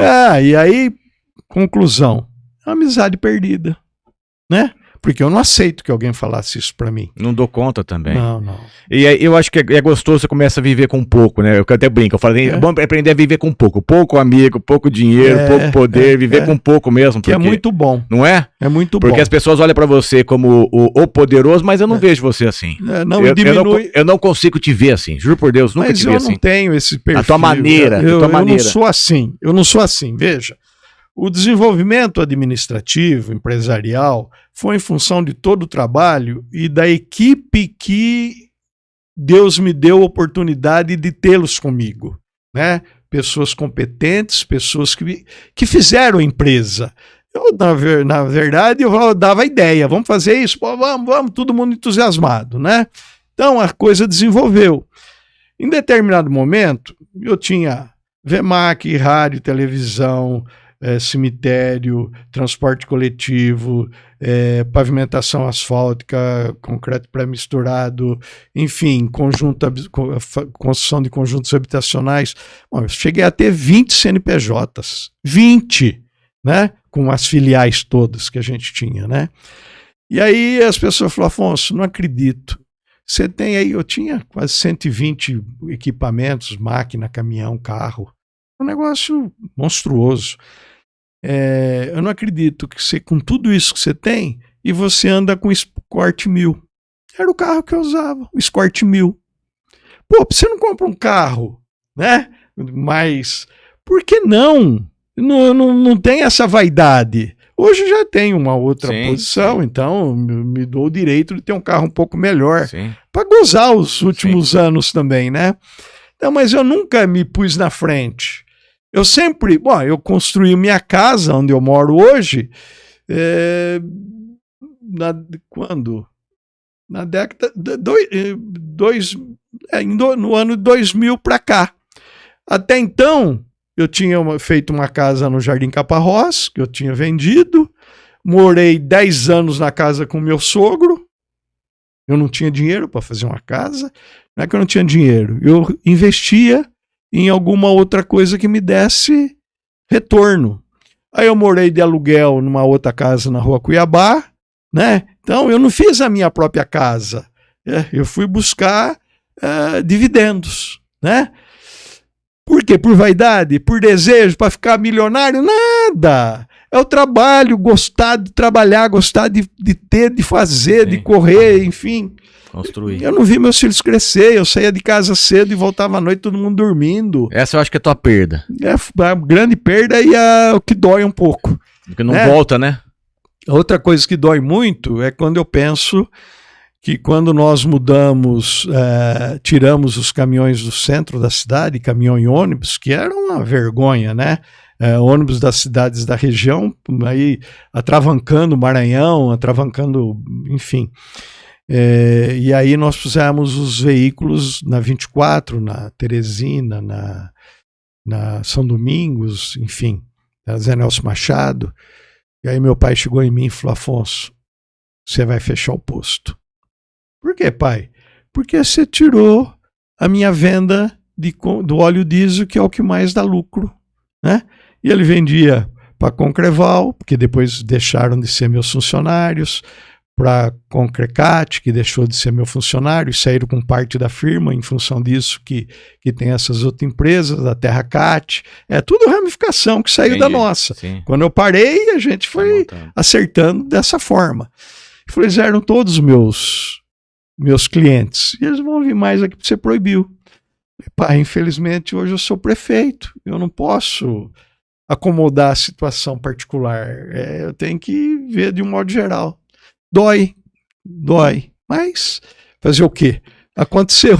E as pessoas julgam, né? Sem saber. E aí o pior não é isso, pior que eu é que precisei fechar o posto, porque ainda insisti para mantê-lo, né? Em função de tudo isso que me pesou, eu insisti em mantê-lo, mas nós não suportamos. Isso machuca então ainda. Puta merda, se machuca.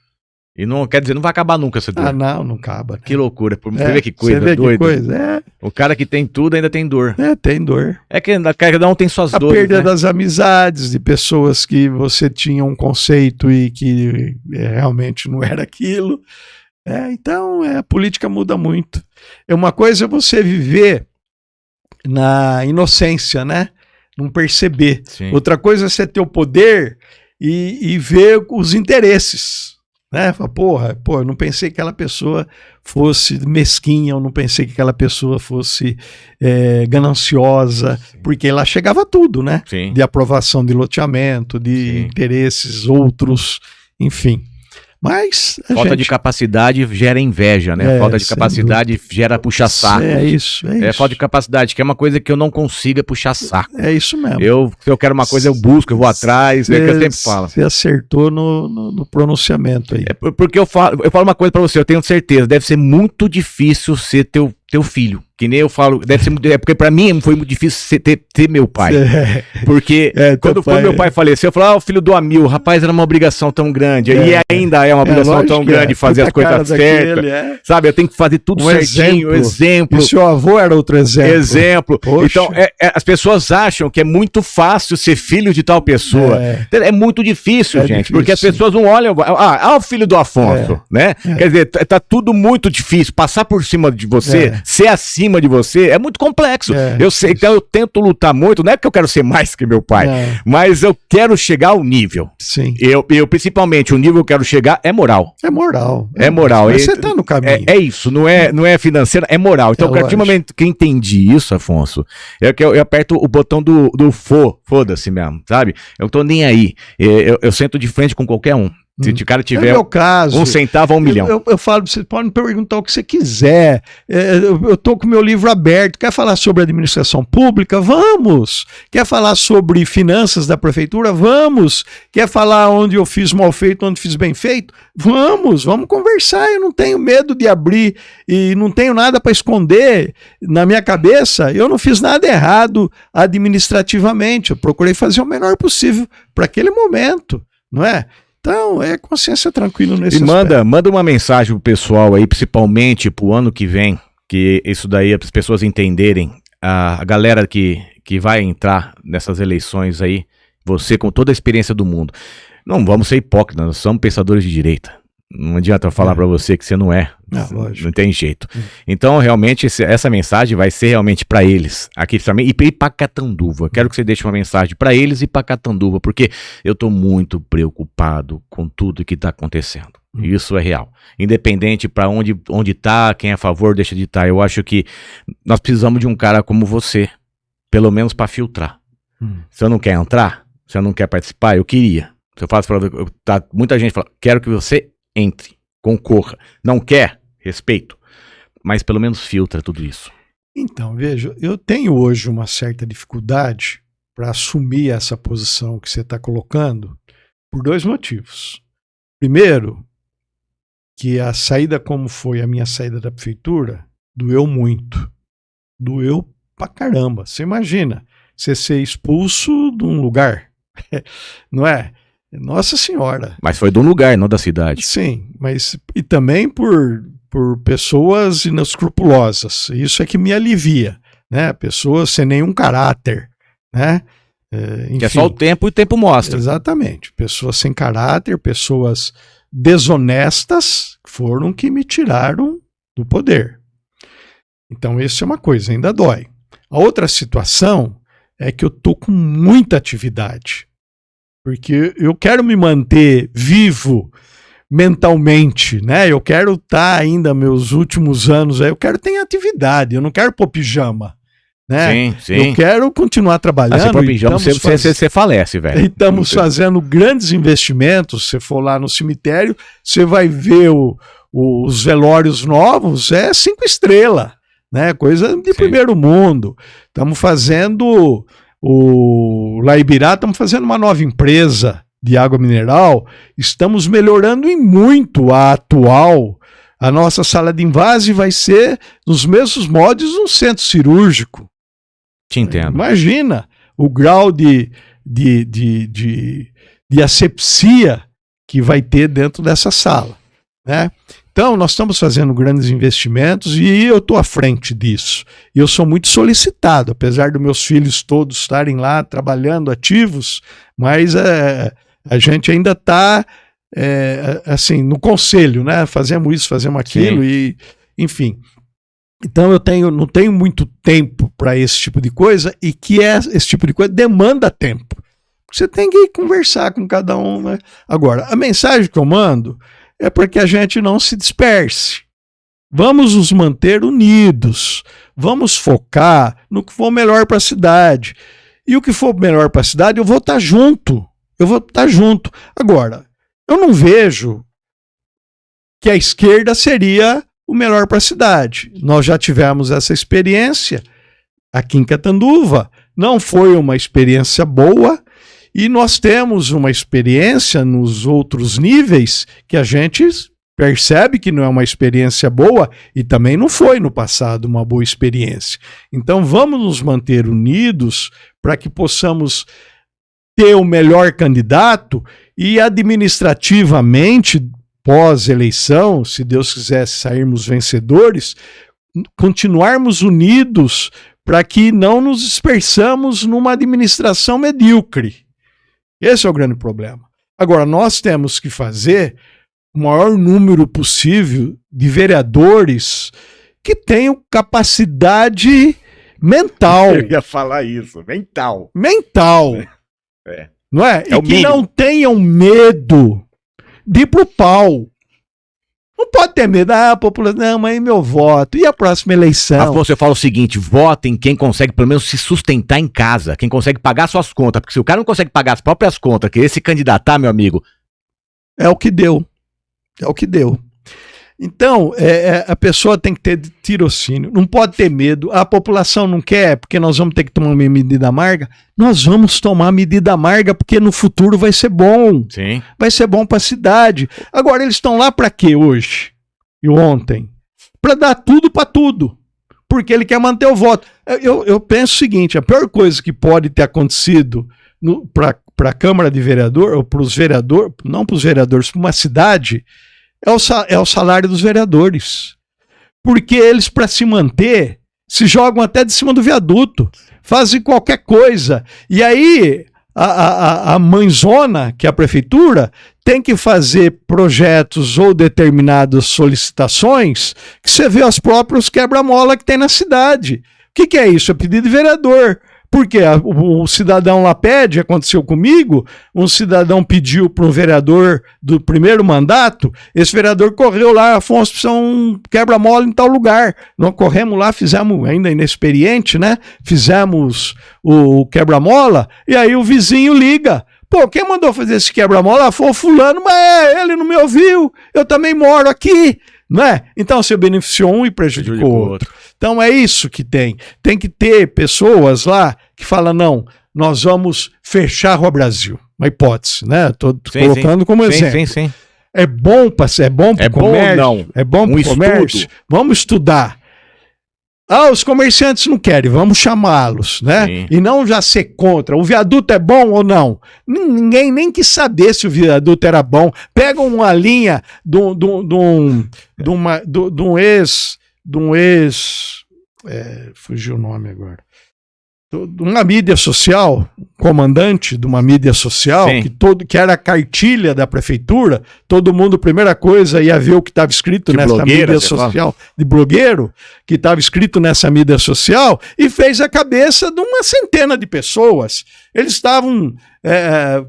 não vamos entrar no mérito. Mas, respeito, tudo bem, eu fiz reunião, não foi da minha cabeça. Eu fiz reunião, chamei um grupo de pessoas, fizemos uma grande reunião, mostrei o projeto, não quiseram, ponto final. Agora, que foi conduzido de forma errada, foi. Infelizmente, foi conduzido de forma errada. Ser justo não é ser bonzinho, ser justo não vai ter bons amigos, meu amigo. Ser justo não vai conduzir uma... Enquanto a população não entender essa palavra, o que é ser justo, porque a população tá em cima do que é bonzinho. E esse bonzinho tá aí, ó, hoje, se candidatando e mostrando o outro lado. Esse bonzinho finge que é bonzinho, se finge por amor, né? Por amor ele quer fazer. Tem gente que tem um semblante... que cativa, né? Sim. Então passa a mão na cabeça, cumprimenta, beijinho, pega a criancinha.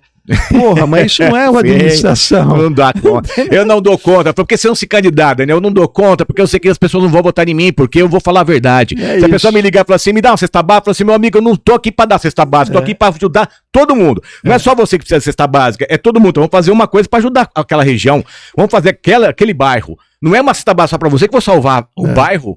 Então a pessoa justa, ela apanha. Então, mas ela é caçada, ela é espancada, ela é humilhada.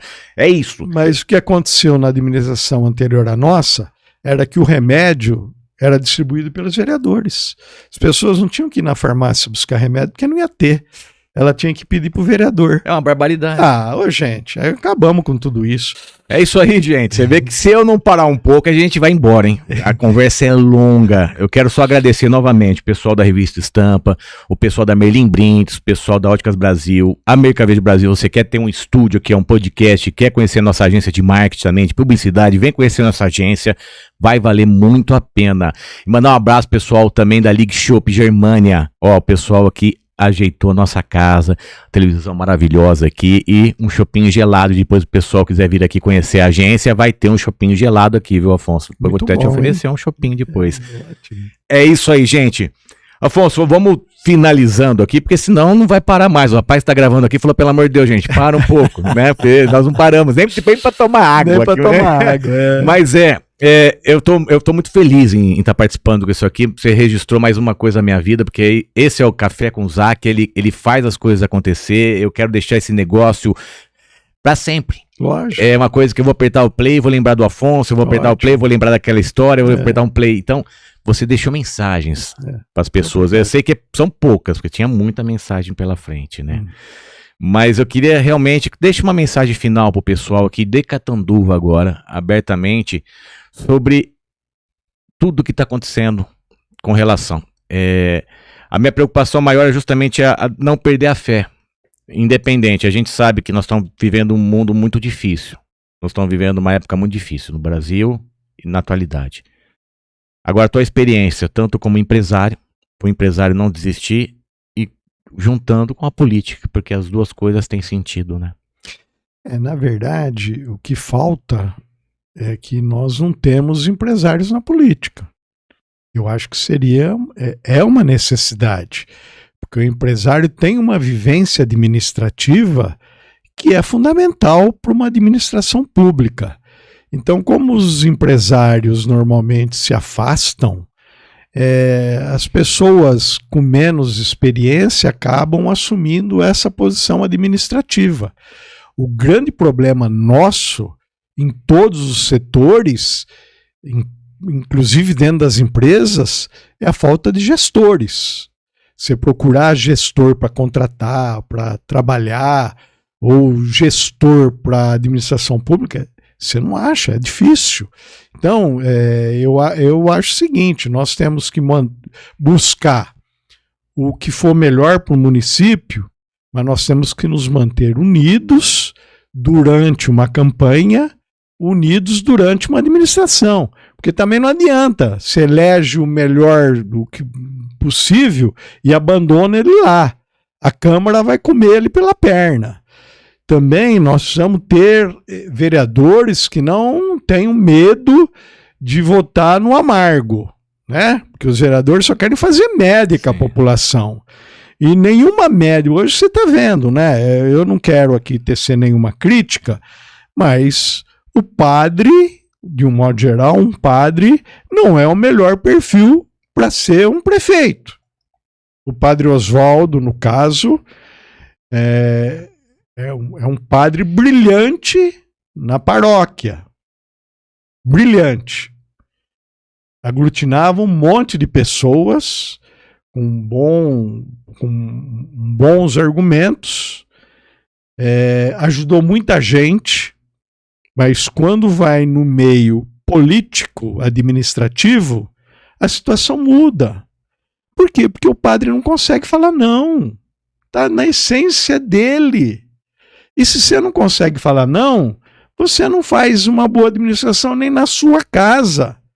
Você imagina se um filho pede, você vai cedendo, daqui a pouco você está dando dinheiro para ele comprar coisas inadequadas.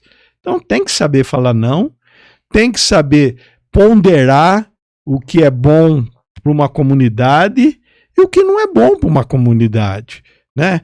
E aí os vereadores têm um papel fundamental nessa. Eu tenho dito o seguinte, uma boa Câmara faz um bom prefeito. Não adianta você ter um supra-sumo e ter uma Câmara péssima. Não adianta você ter um piano de cauda e não ter quem toca. Não adianta, que adianta? É só para fazer enfeite. Agora, uma Câmara ruim arrebenta com a cidade. Nós estamos vendo isso hoje. Arrebenta com a cidade. Só hoje não, né? Já vimos no passado. Mas hoje você vê, em abril, a Câmara fazia uma suplementação de verba de 3 milhões de reais em abril do ano. Você faz suplementação de verba, quando chega mais próximo do final do ano, ou se o dinheiro não foi suficiente, então você precisa de mais verba. Ou se você tem um grande empreendimento, falou, eu quero fazer tal coisa, o dinheiro dessa rubrica não vai dar, eu tenho que transferir daqui para cá. Então você faz. Agora a Câmara, com a receita toda disponível, sem ter nenhuma perspectiva de aumento de gasto, fazer uma suplementação de 3 milhões, amigos, catando vences. Isso é um crime. É um absurdo. É dinheiro do pobre que está lá no bairro mais afastado, deixando de comprar um alimento um pouco mais sofisticado para pagar os seus impostos. E esse dinheiro vai jogado no ralo, vai ser desviado porque não tem onde ser gasto. Me desculpa, mas é um crime. Acho que encerro por aqui, né? Eu vou agradecer a tua presença. Eu vou te dar uma plaquinha. Essa plaquinha, a plaquinha do Záquia. Isso aqui, na verdade, eu fiz o café com Záquia, ele é uma homenagem ao meu pai. Por isso que é esse nome aqui, o Záquia. Então, eu coloco justamente esse nome grande para eu levar aqui, enquanto eu estiver aqui sentado e precisar entrevistar vocês, entrevistar que seja quem for, eu tenho que vir com a minha verdade. É lógico. Eu não posso ir para um lado e nem para o outro. Eu preciso entender o que vocês querem dizer. Eu sei o que eu gosto, mas eu não posso dizer tanto o que eu gosto. Lógico, sim. Mas eu sei o que eu gosto. Eu gosto das coisas certas. Eu gosto de ver a minha cidade bem. Eu gosto de ver as coisas bem feitas. Eu acho que... Eu espero de coração que o próximo, a eleição que tiver, que tenha candidatos com consciência, com capacidade mental, espiritual, profissional, né, organizacional, e que por trás deles exista uma equipe capaz de gerar tudo isso. Lógico. E que não abandone. Porque sozinho não faz nada. Que não abandone. Porque você foi muito abandonado. Assim. Porque a hora que a água vinha cheia, todo mundo veio nadando com o Afonso. A hora que começou a bater, eu lembro quando eu fui na prefeitura, eu vi as pessoas indo embora e tentando já montar os caminhos. Acho que você sabe muito bem, porque foi o que você falou, a tua tristeza de muitas coisas, de muita gente, mas... Deus sabe o que faz. Sim, sem dúvida. E tudo que se faz, se paga. O importante é que eu me sinto bem, não tenho problema de consciência. E você dorme em paz. Aquele episódiozinho que também é familiar, né? Talvez é o carinho que a gente tinha com o pai, né? Enfim, sim. Mas... ninguém é perfeito. E eu acho que é o seguinte, todo mundo erra em algum momento, em alguma hora. Eu acho que você não errou, apenas você cumpriu uma missão. É uma missão. Você teve uma missão na Terra, às vezes você fez uma missão, aquela missão era aquele jeito. E às vezes aquela missão que você tem que fazer, você tem que às vezes perder algum lado. Mas eu me prejudiquei a mim mesmo. Sim. Veja, no momento em que eu ampliei o cemitério da 24, que eu trouxe o muro para baixo ali na Rua Cuiabá. Não sei se você está lembrado. Sim. Aumentou. Eu construí, eu usei o velório velho para fazer o novo escritório da funerária municipal, que era na Rua Amazonas, um lugar horroroso. Chove mais dentro que fora. Levei lá para o novo velório. E que foi construído, que nós compramos o terreno e foi construído o novo velório. Eu dei um tiro no meu próprio pé, porque muita gente não velava aqui porque o velório era ruim. Velava lá porque o meu era melhor. Quando o velório daqui ficou melhor, eu perdi minha clientela de lá, né? Quando eu aumentei o cemitério aqui, eu perdi minha clientela lá. Quando eu comprei a área ao lado do cemitério lá da Vila Celso, porque já não tinha mais onde enterrar, eu ampliei o cemitério, eu também deixo de vender o meu. Né? Mas naquele momento eu não tinha que olhar a minha situação, tem que olhar a comunidade. Foi isso que eu fiz. Por isso é que a minha consciência é muito tranquila. E dormir em paz, né? É isso mesmo. Ó, ganha a plaquinha. Muito obrigado, amigo. Deus abençoe todo mundo. Um abraço para todo mundo da tua família. Legal, gostei de ter participado. Eu agradeço de coração. Do mesmo jeito. Ó, a entrevista do Afonso, gente, vai estar no cafécomzaquia.com. Lá vai estar a entrevista dele, os cortes. É isso aí. Você não pode perder compartilha, manda para teus amigos. Afonso Macchione já foi prefeito várias vezes. Vamos ver se vai se candidatar de novo. Todo mundo aí em Catanduva, vamos esperar. Todo candidato fala que não vai, né? Pelo menos a gente acredita nisso. Porque o pior se fala é que... isso, meu amigo. Eu já fiz isso no passado. Não era de pouca burrinha. Porque se fala que vai, a pessoa já começa a dar porrada, né? Mas deixa o menino em paz por enquanto. Deixa ele quieto trabalhando. Afonso, muito obrigado. Eu que agradeço, amigo. Eu agradeço de coração. Um abraço para todo mundo da tua família, viu? Muito obrigado. Valeu, gente. Um abraço. Tudo de bom.